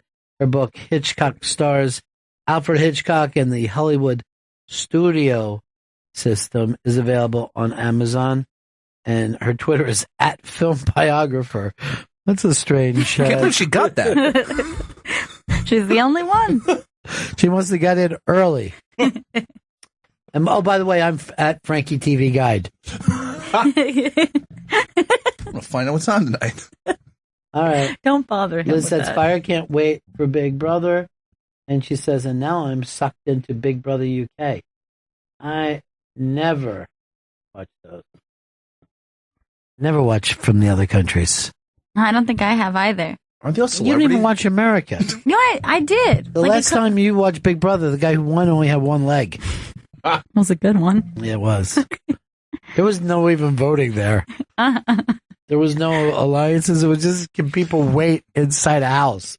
Period. We'll be right back. Talking summer movies. This is Bennington. Bennington is back, and we've got Leslie Coffin with us. Her book, Love her. Hitchcock Stars, Alfred Hitchcock and the Hollywood Studio System, is available on Amazon. Go to lesliecoffin.com for more information, and follow her on Twitter @filmbiographer. Now, she writes books, she writes reviews, she writes articles. She just really has a much busier life than us. It's very righty. Yeah. I hang out and talk to you guys Yeah. And summer is the busiest season. because of summer movies. Oh, yeah. Yeah. I mean, think about it.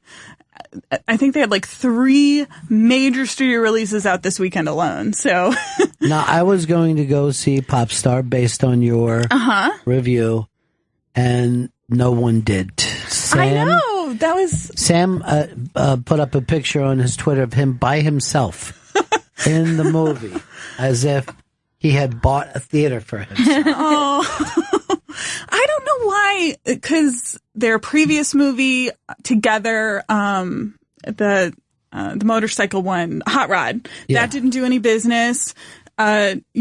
MacGruber didn't do any business, and that was directed and produced by them.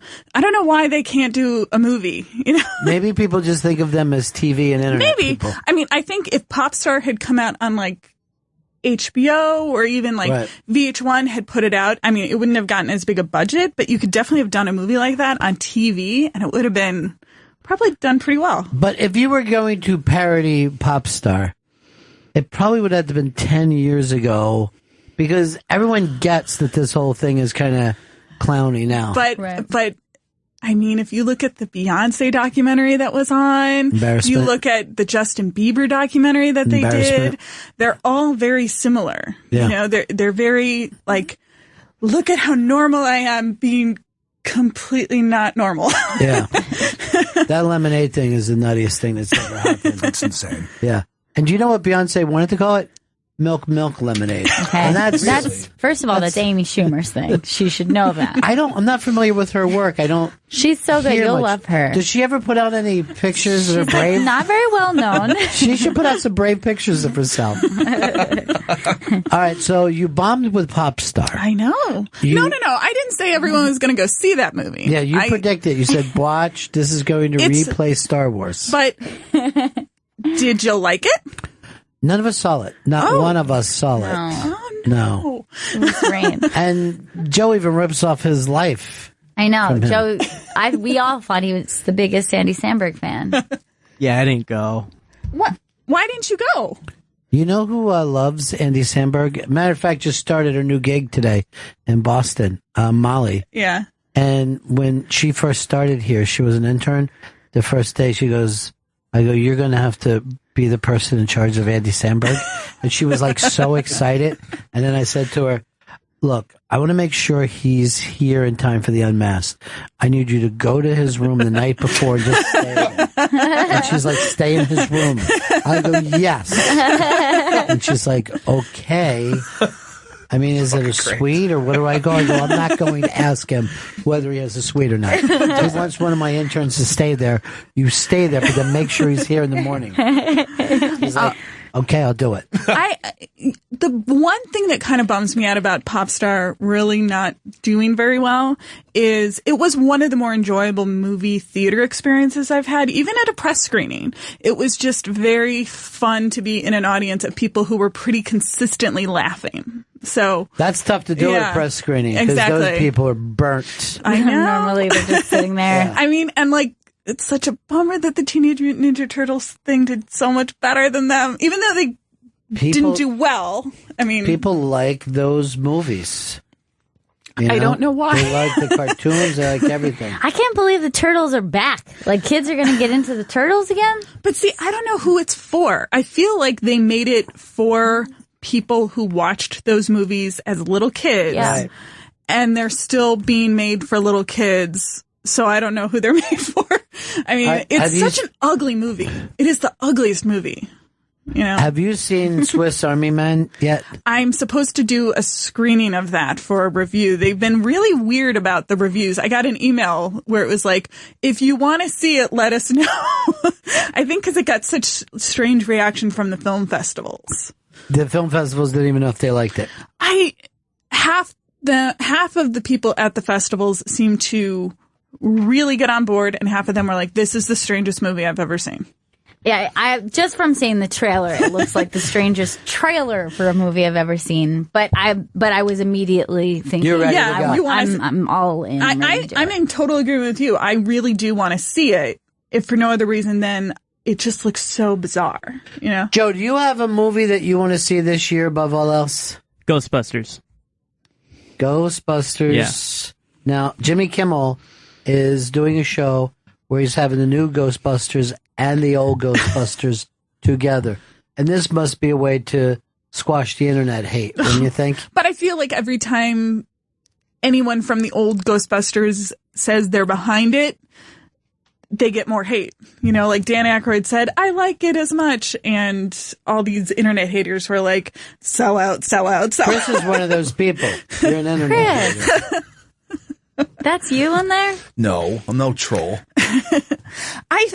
I'll be honest with you, I don't love the trailer for the Ghostbusters movies, but I also didn't love the trailer for Spy. So I don't know if Paul Feig can do a good trailer. Does he do the trailer or does somebody else do that? I think it's hard for his type of movie to get a good trailer because he has a tendency to do conversational humor. Right. Where, unless it's a longer scene, you don't know if you're going to like it. Like Spy, I wasn't interested really in seeing it until they released a clip, and it was that Jason Statham, Melissa McCarthy clip of him saying everything he can do that went bizarre. It's hilarious. But that's a 2-minute clip. It's not a 2-minute trailer.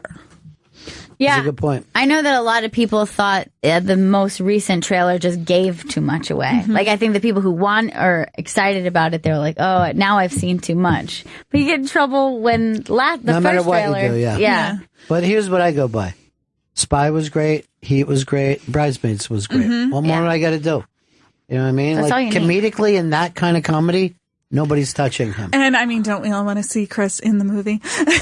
What was your line again? I forgot. All right, so I'm like a construction worker in the Ghostbusters. I'm walking around the streets of New York, and I go, "Go, go, Ghostbusters!" I like that. I really hope it But they're stays. just walking around. They're not like on their way to fight a ghost. Yeah, they're going to fight a ghost. Oh, And okay. I'm like, "Go, go, Ghostbusters!" And save New York City. You did this in Boston? Up in Boston, yeah. Was it set in Boston or set in New York? It was set in New York. It's set in New York. But here's what they did. They had this big. It was an old factory, like a warehouse, but it was gigantic. It looked like a airplane hangar, and they had all the sets in there. It was Oh, crazy. really? Yeah, That's so cool. I'd never say anything by it. And I like small movies more than big movies. And I walked in there and I just screamed, I love big movies. It was so fucking exciting to see it on that large, giant scale. It was walking in that place. It was mind blowing. But you know what blows my mind? Those things are gone.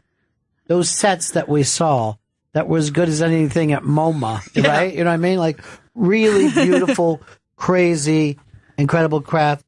Done. Gone. With like crazy amounts of detail too. Which Unbelievable is really detail. Weird when you walk on a soundstage like that and you realize like somebody. Well, there was a subway set that it had subway grime. Like it was perfect. Fucking it was unbelievable. It seemed like a train was going to come, even though we knew where we were. Walking down the track was a little nerve-wracking. Oh, wow. Now, growing up in Astoria, have you been to the Kaufman Studios? Oh yeah, love Kaufman Studios. That's pretty cool, isn't it? What you doing there?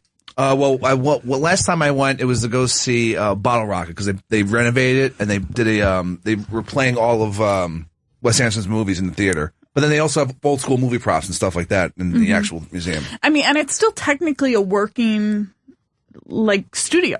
I mean, people have filmed there, and they block off parts of the road sometimes. It's very cool that it still exists. I think there's 2 in Queens like that. Yeah, there's Silver Cup and then there's Kaufman Studios. Yeah. I don't know Kaufman. I go past Silver Cup all the time. All right, here's the movie that I think I want to see more than anything else this summer. War Dogs. The story is cool, and I thought the trailer was amazing. This is the Jonah Hill. Miles Teller one. I don't know. Something about the trailer did not excite me. I'll go see it. I don't know. You know why? You never thought of you and your buddies selling guns to other countries. And I think anyone who's ever dealt, and I know you probably dealt a little bit, right, Chris? You know, like, as you up the ante, the fear and excitement and fun comes into That it. fucking feeling is so it's good. It's a good feeling of maybe everything is going to fucking fall apart. Something really bad's going to happen. Right. Oh wait, no, something good's happening. We're either going to be ballers or probably get killed or in jail. I don't think it could fail. I mean, Todd Phillips is directing it. It looks awesome. What do you want to see this year? I want to see the David Brent movie, which comes out in August. I want to see that too. I'm very excited about that one. I mean, the movie I've actually seen that I'm most excited to see if it does well with audiences is Hunt for the Wilder People, Hunt for the Wilder People, based on how people are going to pronounce it. And it's like, it feels like what a lot of people talk about wanting a Goonies movie, like to be like, because it's a little kid who gets stuck in the wilderness and his guardian has to come get them and they get caught up in a manhunt. And I've never even heard about this. It's amazing. I've seen it at a film festival. It's been doing great business at festivals. It is unfortunately by the person who made What We Do in the Shadows, which I know you don't love. I haven't been able to get into it. I think you have accent problems. I think you don't like an accent in a movie. That may be true. That may be true. It took me a while to get into, what is it, Love and Friendship? Love and Friendship. I started it. I'm like, I can't do this. And then I went back and watched it and ended up loving it. Well, the film broke when we were doing the press screening, and people started booing because they were so upset that they were going to have to miss a reel. Because they were like, no, what's going on? we're so into that. A free movie already. Yeah, you're already getting a free movie. And Sam Neill's in it, and he is truly hilarious in it as this very grumpy guy. But the interesting thing is it's a kid movie. It's like a kid movie, but the child walks around with a gun for most of the movie. And I was like, I don't know what that movie's going to do in America, you know? Yeah, what do you want to see this summer? Well, Swiss Army Man is probably like of the smaller movies what I want to see, but there's a couple of like bigger budget movies. Like I will go see Suicide Squad, I think. I'll go see that too. In the theater because I'm very interested. Just because it looks so interesting? Yeah, because it looks interesting. And I don't even understand it, which, I'm sorry, I get Batman, I get Green Lantern, none of that interests me anymore. But Suicide Squad looks like at least they're trying something different. Yeah. Yeah, but we saw Deadpool, and you did not like Deadpool. No, I didn't like Deadpool. Do you think I saw it on TV again. I don't know. That's what I'm kind of curious about. And I heard that they did a bunch of reshooting to add more humor to it, which is sort of nerve-wracking because I was okay with a really dark superhero movie. Chris, did you see Deadpool? Yes, I saw Deadpool. Did you like? I didn't see why everyone lost their mind over it. I was kind of annoyed by Deadpool by the end. Yes, he is annoying. He is an annoying character who I really hated. I don't know if you could even be a real character and have a fucking mask over your face this time. I mean, like, what are we paying attention to here? Why not just turn off the fucking lights and we sit in the dark? You can't emote. Yeah. But isn't it interesting that this summer I feel like, aside from Suicide Squad, which I don't even know if it's going to do well, it feels like all the movies people were excited about, the big movies, have already come out. Yeah. It's bizarre that we're first week in June and it's already like, Independence Day 2, I don't hear anyone being like, yay, can't wait. I don't know if I care about the rest of the world being destroyed. and the encampments we built since you were here are now being destroyed. Great. I mean, and Warcraft is not doing great with critics. I mean, I haven't seen it. I'm seeing it this week, and I'm very curious because, you know, Bowie's son made it, and I'm a big fan of his stuff, but yeah, I like it him looks too. so weird. So weird and ugly. Have you heard anything about 9 Lives? This a billionaire stuck in a cat's body? I've seen the trailer. I don't know anything about it. It seems like the craziest. It feels like a SNL parody of a trailer. Yeah. It's like what Kevin Spacey would do if he were a guest on SNL. So is Kevin Spacey is the cat or the billionaire?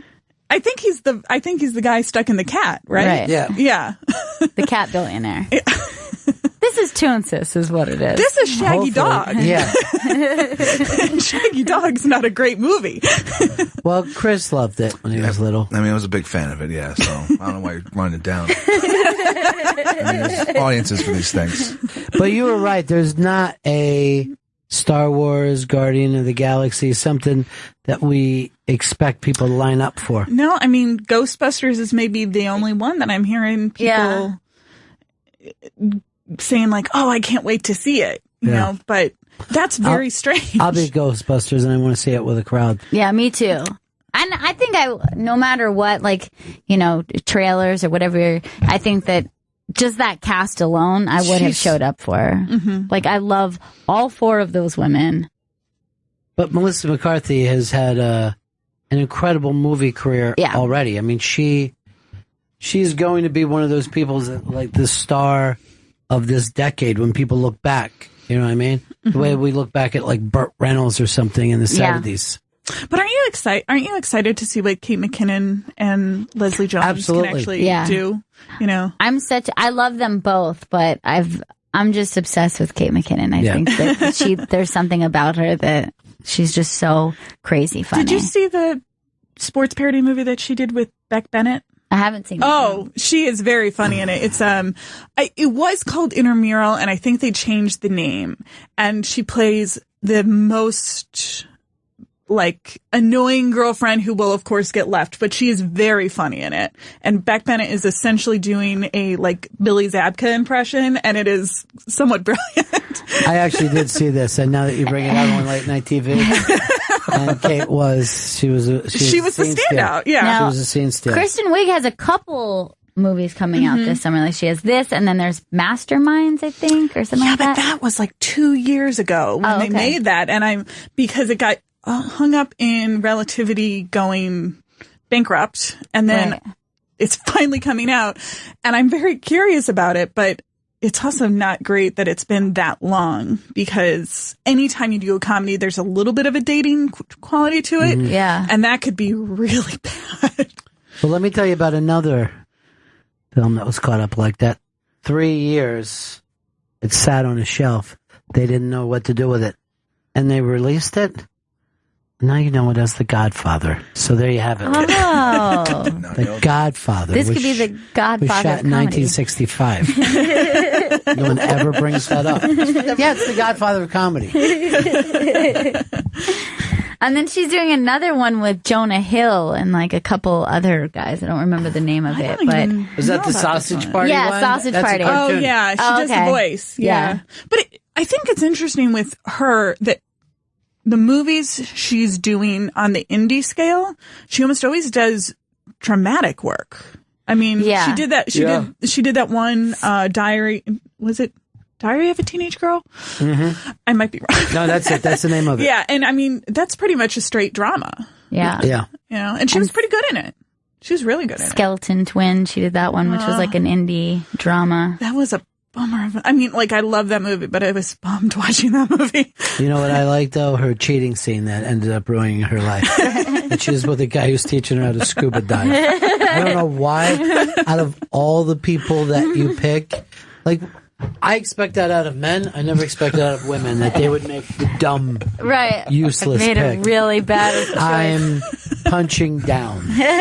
Men do it all the time. Men are like, I don't know how, but I fucked the maid. You know what my favorite scene in that movie was when Luke Wilson was being asked about his stupid shoes, when he had the shoes that had the toes. He was like, it was something about like, it's imitating shoes, and she's like, or imitating your feet, it's artificial feet or something. Yeah. It was so stupid. And he was such a dog in it. He was like such a puppy dog in it, just like, I want to make you happy. And still she cheats on the poor guy. She wanted nothing. She wanted nothing, even though she's like, yeah, he's great. Fuck it. But yeah, I saw her get slimed when I was up there, and I saw the ladies all do another scene that I'm probably should be quiet about. But they were hilarious shooting the scenes, in between scenes, the next scenes that they shoot, you know, because Feig would be like, okay, we got it. Now go and do anything you want. Great. Now do the same thing. End it with this line. Put this in the middle. And he would just keep giving more examples of shit that they could keep early. And I'm like, I just saw 9 great things. I might have been just caught up in the day, you know. Was there like a lot of oxygen? Like, was it kind of like intoxicating? You're just like, it was amazingly this is great. intoxicating. It was amazingly intoxicating. And they were feeding Chris. Oh, the craft services alone. Yeah. It was amazing. They just had a pastrami. A pastrami That's came what out it of nowhere. Hot pastrami. I was like, what is this? Just trays of pastrami. you live in New York. You can get pastrami But he's anytime. like, yes, please. But not free. Oh, not free. And just out of nowhere. The best kind of pastrami. A surprise pastrami is your favorite kind? Well, somebody walked by and Chris had food all over his thing, and it was coming down. And he goes, "You're in the next scene." And I go, "First of all, that's not that slimy ghost. That's Chris Stanley. I don't know what that ghost is. Slimer. Is it Slimer? But he looked like him. He was eating the same exact way. It was everywhere. So this is not going to be a great year for big popcorn movies. I don't know, because the interesting thing about that is that it allows for more. Usually comedy doesn't do fantastic in the summer.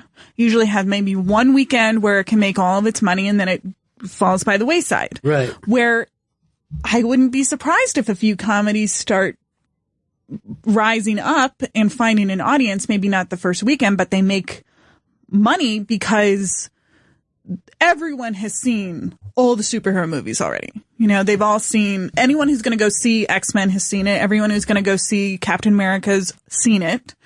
So if you're going to go to a movie, maybe you go see Neighbors 2 or Nice Guys or some of the smaller movies that got buried by the stuff early, which will be interesting. Well, you got a Woody Allen coming out this year, right? Yeah, but I mean, he's not really, I think, even concerned about when his movie comes out because he has an audience that is so narrow. It's that audience goes sees his movie no matter what, and no one else is going to go see his movie. I mean, unless it's Blue Valentine, which got good reviews eventually.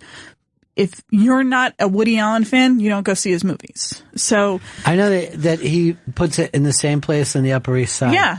Every year, same theater. I go, and it's like seeing people from last year. It's like, hey, we're all back with Woody Allen. And they're like, he's just a delight. I think it's similar to Wes Anderson. I mean, Wes Anderson has a tendency to have a little bit more of a carryover, but if you like Wes Anderson movies, you go see Wes Anderson movies. And you go see him the first week. Yeah, but I think Wes Anderson movies build. I mean, he's getting bigger numbers every year, where Woody is literally getting the same amount of numbers that he did in the 70s. And as you know, it's $12 a ticket now, not $2.50. But so long as he can keep his budgets small enough, he'll be fine. I mean, he doesn't need to break box office. He just needs to make it so he can make enough so he can make his next movie. I mean, literally one movie finances the other. I get the sense. I don't think he's in it to make a bundle. You know, I think he makes it to make the next one. It's weird. Yeah. It's weird. He's had the strangest career of anyone I've ever seen.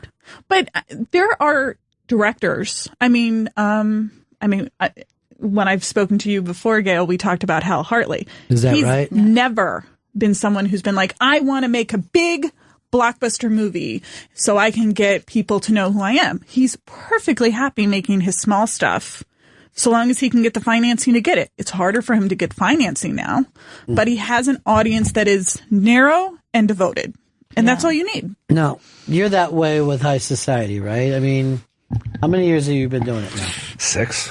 It's 6 years. And does anyone ever bring up a show? Like, oh, that was a good show. Some people like some of Johnny's rants.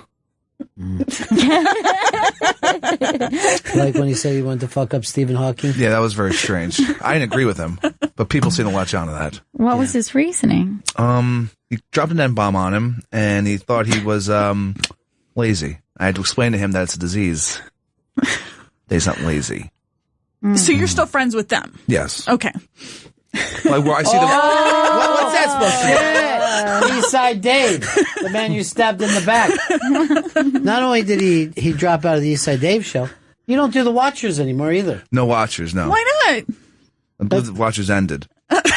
This is the beauty of Watchers. The Watchers were about watching movies. Watchers. Yeah, we watched things and discussed them. The Watchers. Were they first run, or would you watch old movies? Old movies and new. And Game of Thrones. It was the only TV show discussed. Was the tagline "Who watches the Watchers"? They never even made the connection. Never. You would think that they would, but they never did. No. Was it like a Highlander connection? Like, I believe it was just as straightforward as possible. We watch things. So let's call it The Watchers. Anything, what was, you think the best movie discussion you guys ever got into? I believe over Star Wars. Finally, somebody. The new one?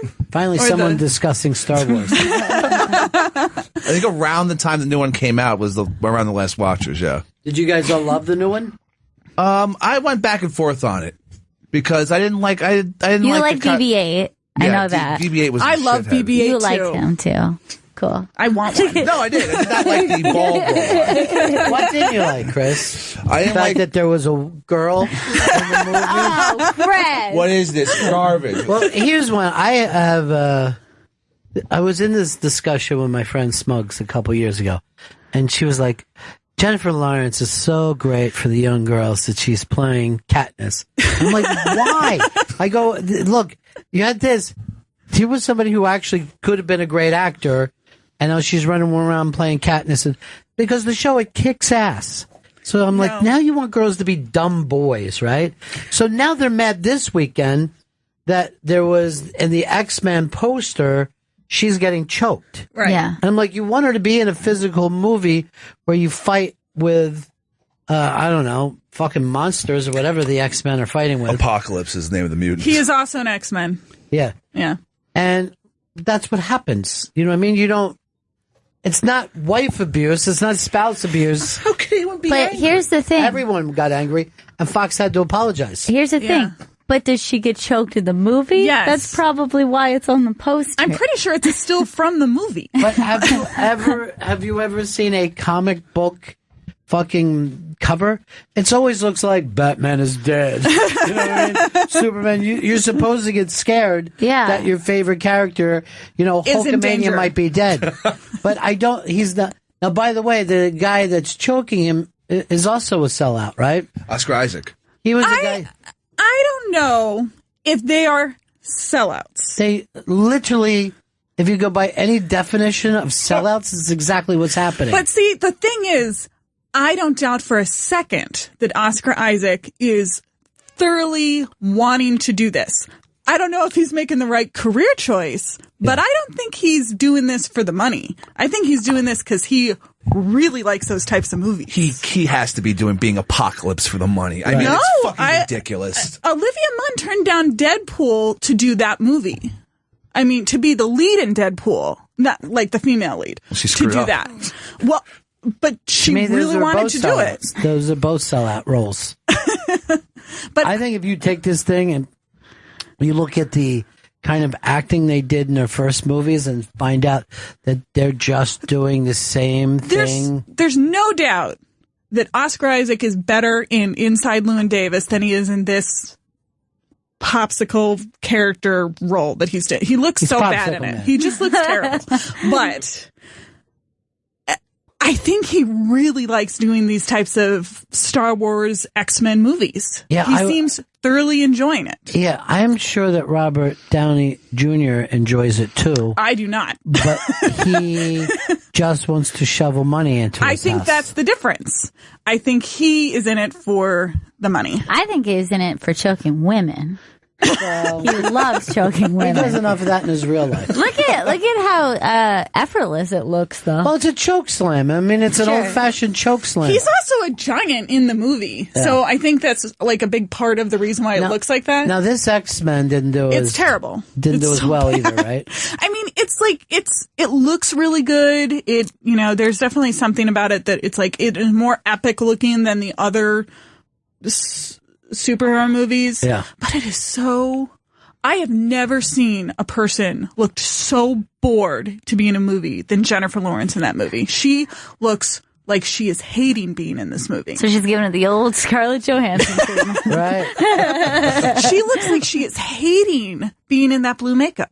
She just is like. Well, she'll enjoy the fact that she can buy herself diamonds or whatever. It's a diamond house. Yeah, she'll have a diamond fucking doghouse for her little poodle. Sounds pretty good. Yeah. It definitely looks way better than the Batman movie, which I genuinely hated sitting through. I didn't watch it. Did you, Chris? I watched a Korean bootleg of it. So you heard it was So Korean? you also didn't see It was Korean subtitles. If there was any foreign language being Did you spoken. love it? Oh, I hated it. I thought it was ridiculous that they stopped fighting each other because both their mother's name was Now, Martha. this is the thing. Spoiler. Wait, what was it? The fucking big climax of them realizing they shouldn't be fucking fighting each other after Batman's basically about to kill Superman is they both realize their mother's names are Martha. But ironically, in the Captain insane. America movie, the reason that Captain America and Iron Man fight is because of another mommy issue. Is it really?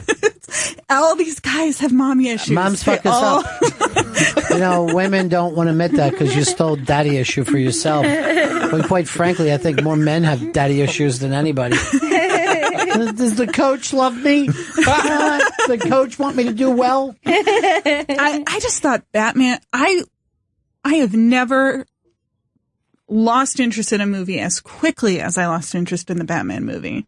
I was just like, I don't like this. Dude, I was watching the old 1989 Batman, and I was like, why didn't anybody even like this shit? It's so fucking bad. Because I was so little. I do That's kind of my have an excuse. enjoyment in Batman Returns, though. It's totally insane. But which one is that? Is that it's Penguin? the one with, it's the Neon one with Penguin. Stuff? Oh, no, that's Yeah. the Penguin one. I just like how dark it is. Yeah. It's just fucked up. Everything stinks about that. But, you know, I thought that once these people would be admitting that the cartoon movies, the comic book movies stink, that they would stop going. But people say they stink and they still go. But I think the fact that people are turning against them this year, where a lot of people were like, oh, I don't like Captain America or I don't like Batman, it at least means they're going to have to step up the game in order to keep making them. So that could be good. It could also mean it's trending out. When is that going to happen for the animated features? Like adults going to see animated features? Like this summer's big one is the Secret Lives of Pets, right? Oh, I'm so curious about that one. That one's with all the comedians in it. I wonder when that trend will be over, where it's like adults going to see animated features without children. I don't think it'll end, but I don't think it'll be almost like once a week like it is now. I mean, the animated movies just come so fast.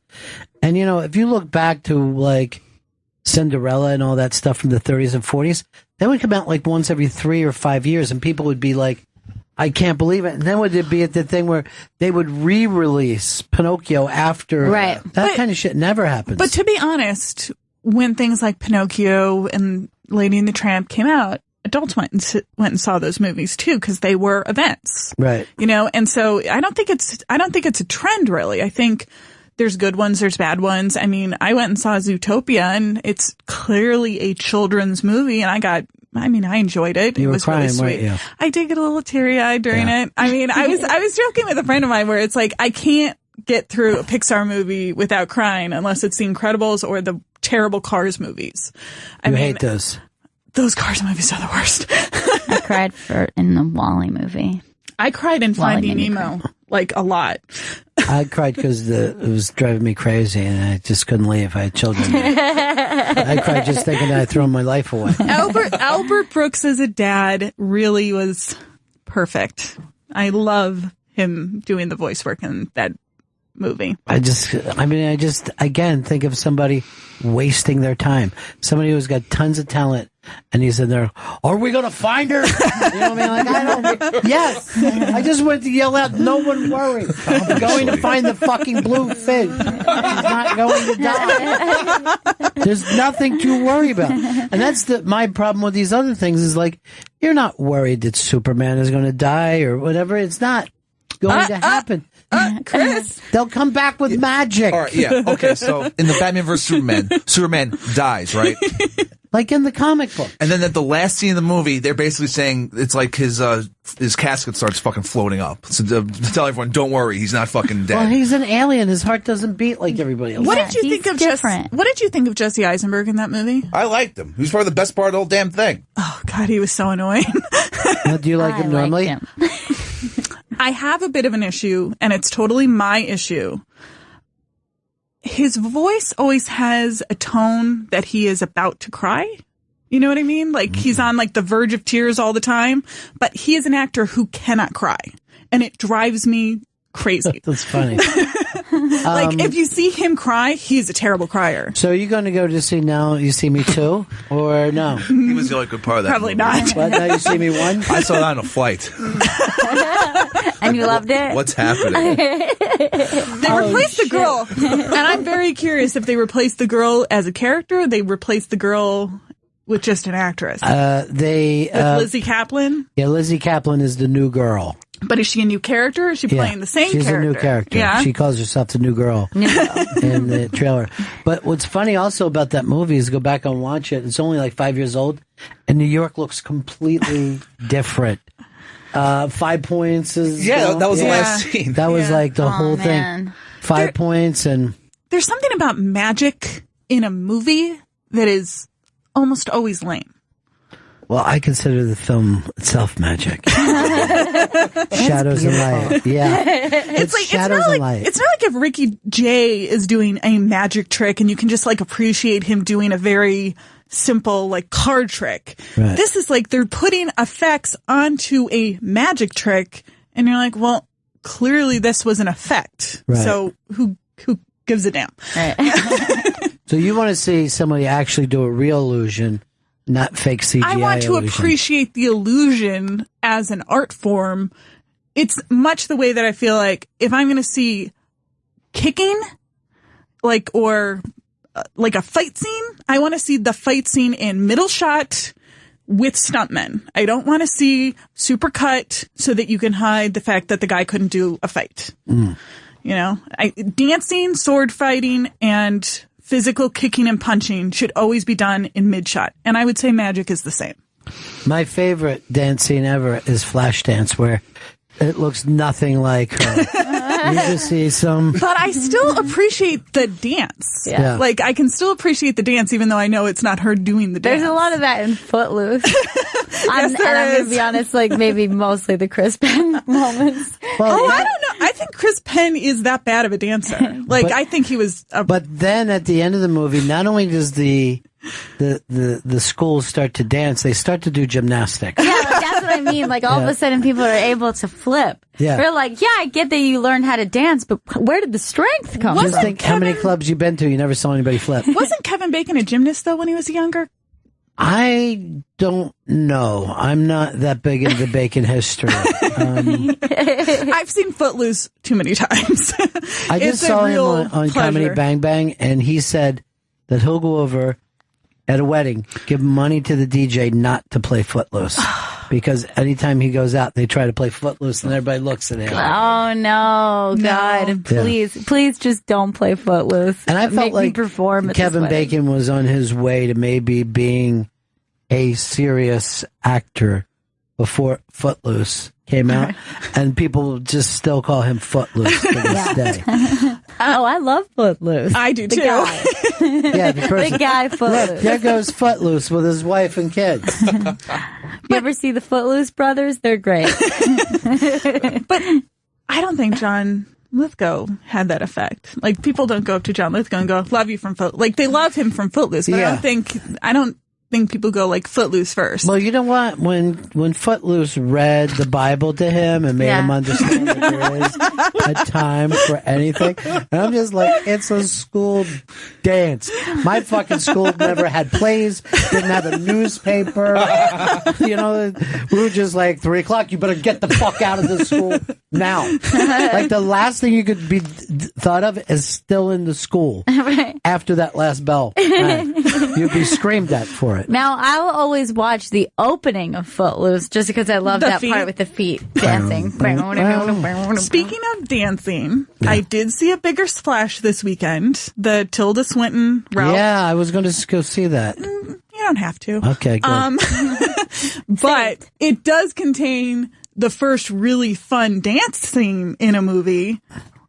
Ray Fiennes does a really good dance scene. It's like Ex Machina enthusiasm. Really? You know, I would say like last year I was between Ex Machina and like Lost River for best dance scene. Yeah. Although Striptease and Samba was really good too. So far, this one is the best. I love Ex Machina, that dancing, because you look like a maniac dancing. So good. And I think that we should always point out that dancing is odd. Have you seen? No, you haven't seen Lost River. No. It is the weirdest movie ever. It is a Ryan Gosling directed movie, and it has a dance scene that is supposed to be threatening, and it is the creepiest dance scene I've ever seen in a movie. So like a tough dance scene? The woman, Christina Hendricks, is in a shell, like a body shell, and Ben Mendelsohn the shell is so men can perform acts on women without injuring the woman, and he goes in there to dance, and it turns out he has the lock to the shell, so he can take her out of. It is one of the creepiest things I've ever seen in a movie. It's very disturbing. It sounds creepy. Yeah. You're just like, yeah, this is a creepy dance. And it is Gosling directed it? Yeah. Yeah, it that is. tells me he's a creep. Why? Just because you direct a creepy movie? How many directors are creeps then? Oh. Most. Yeah, Most movies are a little creepy. Did you guys see Nice Guys? No. No? Yeah. No. You did? Didn't like as much as you did. Really? Mm-hmm. Why not? Didn't think it was funny enough. You didn't, it's not a laugh a minute, but No, you didn't no, think not the even laughs laugh an were. hour. Really? It's just, and it was, there was plenty of, as we talk about creepy people and how women are yeah. treated, there was plenty of that I heard people being taken out of the movie. I heard people For like, behaving? no, but like I'm saying, I watched them lose the illusion of I'm enjoying a movie. Right. And just because be like, something was just too. Yeah. The interesting thing about that experience when I went and saw it was the opening of the movie, which we can give away, is the scene when the woman crashes her car and is impaled. Mm-hmm. And she's naked. People were laughing in the critic screening at that scene. And I was like, what are you laughing at? Because that is not a funny image. I know that you're in a comedy and there was a funny scene just a minute ago, but what were they laughing Can I tell you, I saw Chris smiling when you even were explaining it. That was kind of funny, yeah. But Really? it was You're a creep. an uncomfortable thing. And then she's found by a little boy who was just looking at her as a centerfold.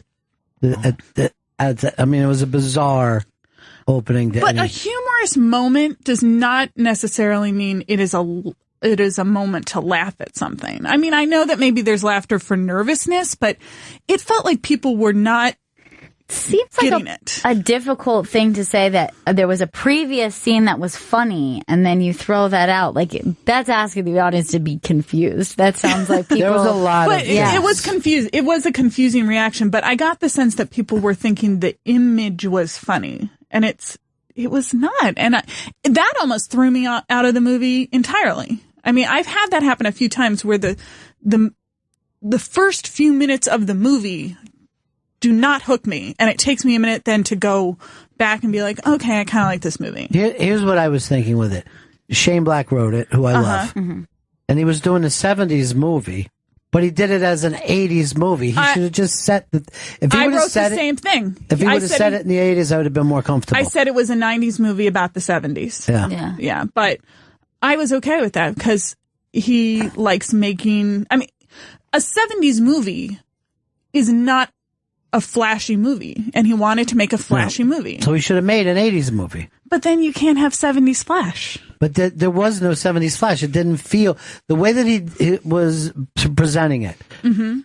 And the Comedy Store thing really annoyed me as well. But who was the headliner in that? That was on the list. Yeah. There, I think it was Klein. Yeah, Robert Klein. Robert Klein, yeah.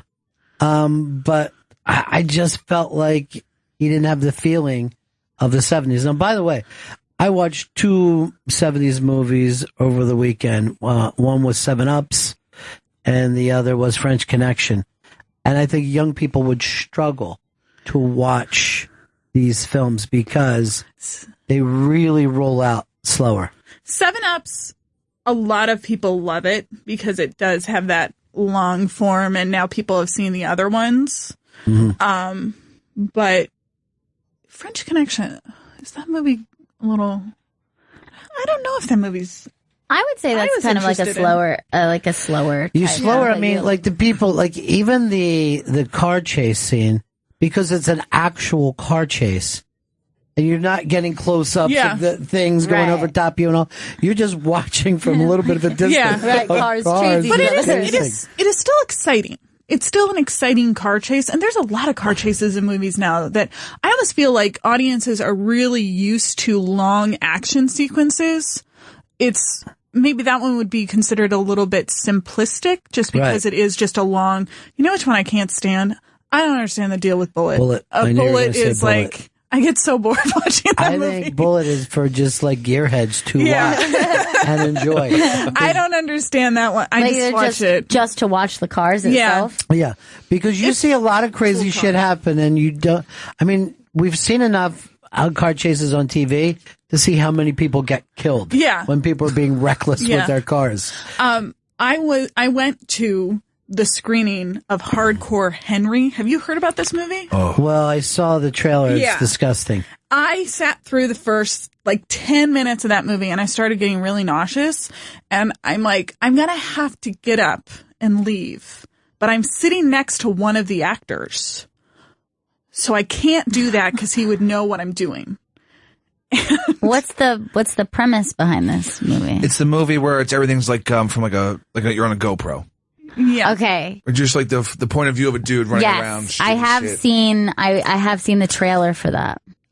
I ended up having to get up after 20 minutes and leaving, and I walked right past the actor who's the lead in the movie. I would just lean over to him and go, "Your movie blows." It was like I needed a breath of fresh air. Sure. It was like I can't stand this movie anymore. It's so nauseating. Just from the movement. Yes, and Yeah, you can't do the first person thing without feeling nauseous.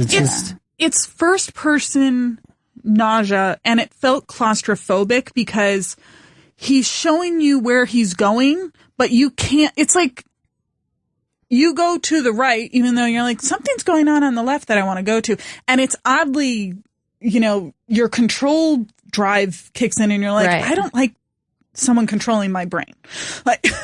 Well, it's weird because first person doesn't look like first person to you. Right. You know what I mean? And it this doesn't feel like, I'm looking through my eyes. It just doesn't. And this didn't look first person either. Yeah. It looked like a video game. Yeah. And it was I gross. think virtual reality, is going to be closer to being what a first person experience is like. Which makes me not want to do virtual reality. I think I'm going to live in it. Control it. Yeah, that's true. That's all true. my life.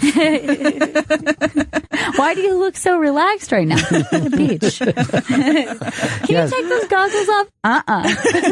Nope. I'm going to have my contacts. So I'm in a porn. So it's the second movie I've walked out on. I also walked out on Dark Shadows, the Tim Burton movie. Yeah. I mean, I had a bad headache and I was just like, I can't deal with this anymore. I'm trying to think of movies I walked down. I walked down on Pulp Fiction. What? Yeah. You did? Why? When it was done. Oh. When it was over, I walked out. That makes sense. Most of the time, I just stay in there for a while. Till someone asks you to leave. Sir? You didn't want to just keep watching it on repeat? I've done that before. Jake, California.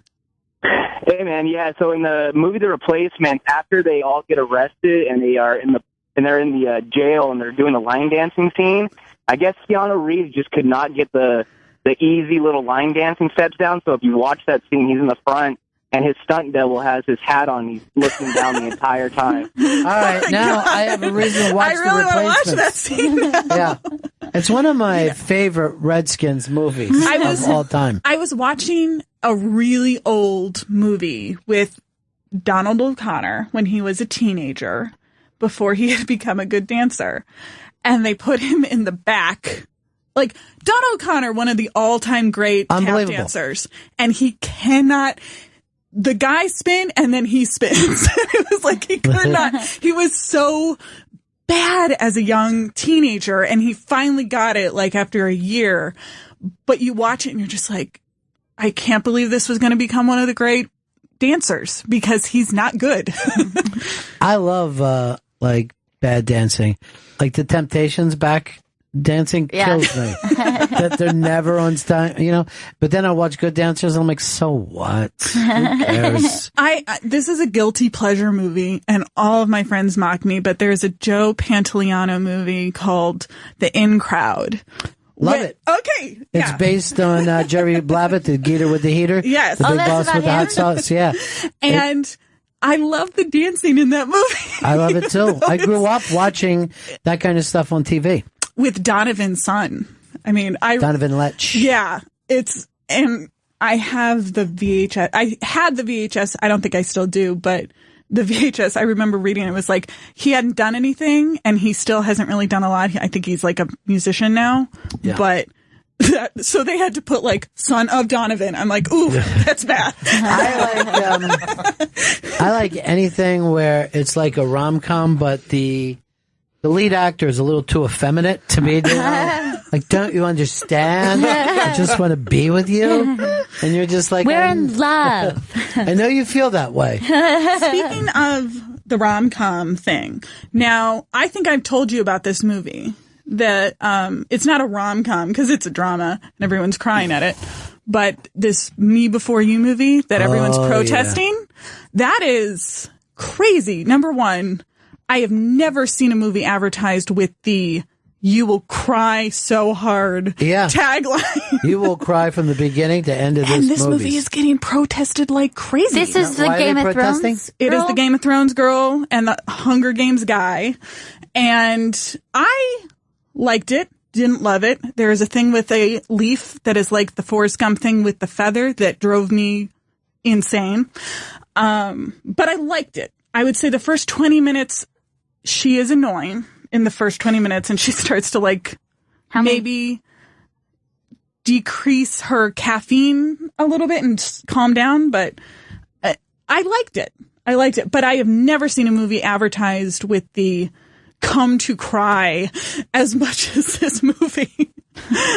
Well, why are people protesting? It is about a disabled man who's a quadriplegic, and they cast a able-bodied actor, so that got part of the protest.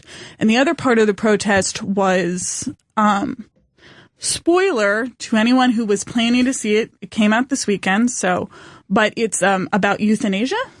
And there was a lot of people who were pretty annoyed by that and said, it's promoting disabled people to kill themselves. I'm wondering if these are two different groups or they're like we all agree on both of these points. Well, you would think, we do euthanasia films about a lot of different things. Yeah. You know what I mean? But, you are pro-choice or you're not pro-choice to that. I get it. But why aren't you promoting or protesting all the murder movies that we watch week after week after week? Yeah. That's okay with you that people shoot each other? Like we said, we just brought up the Nice Guys. There's a shooting or two in that you're like, well, that was fucking blunt. That Jesus. Came out of nowhere about a character we've been, following for a while, and no one mourns that person. We just keep going on. She is annoying, though. I'm not saying she wasn't. I'm just saying what happens to our humanity. Now, it was the protesting stuff for this movie, I think, has been the most interesting aspect of that release because it is strong one line. Like, you're either on the side or not on the side. And I don't see a lot of using this movie to actually motivate conversations about things like euthanasia law or, what assisted suicide really means. And it's just getting pushed under the rug because of the protesting. I'm reading a lot of stuff that Paralyzed is only a couple years away from you'll be able to have these robot things and move yourself around just like anyone else. And I just find it like these arms and legs will be connected to your brain and you'll be treating them like your own. This is how much we're living in the future. That's crazy. It's unbelievable to think that as a possibility. I mean, I even feel that way about, the advancements that they have with people who are born without hearing or severe hearing disability. What? He didn't get the cochlear implant. Those implants are amazing when you see the videos of that. I mean, it's so incredible to see a little kid. Talk about fucking Niagara Falls. When every time. I hear you. That one chick was so hot, and immediately her boyfriend is saying, "Will you marry me?" It was the first thing because he doesn't want her to have all the options coming her way. All right, we got to wrap this one up. Always great to see you. Thank you. It was such a pleasure to come in, you guys. Check out Leslie's book, Hitchcock Stars, Alfred Hitchcock and the Hollywood Studio System. It's available on Amazon. Go to lesliecoffin.com for more information and follow her on Twitter @filmbiographer. And any way to get you on Talking Movies on Demand? Do you ever watch that show? No. Yeah, it's a show that they run at least on the old Time Warner. now called Spectrum. Is this Channel 1? I don't know. Yeah, I think it might play on New York 1. I don't have cable anymore. I see. We live in that. Chris is the same way. I cut the cord. So you don't watch talking movies on demand. I can't watch it now unless they're streaming It's it live. the only thing back where critics had just saw a movie and discuss it, which I don't know why that isn't lock it in TV. You know? There's nothing more I want to know whether a movie works or not. All right, that's it for us. Leslie, we'll see you again soon. Thank you. And we'll see the rest of you again in 1974. Ladies and gentlemen, the evening is over. We hope you all enjoyed yourselves, and we'll see you all again in 1974. Good evening!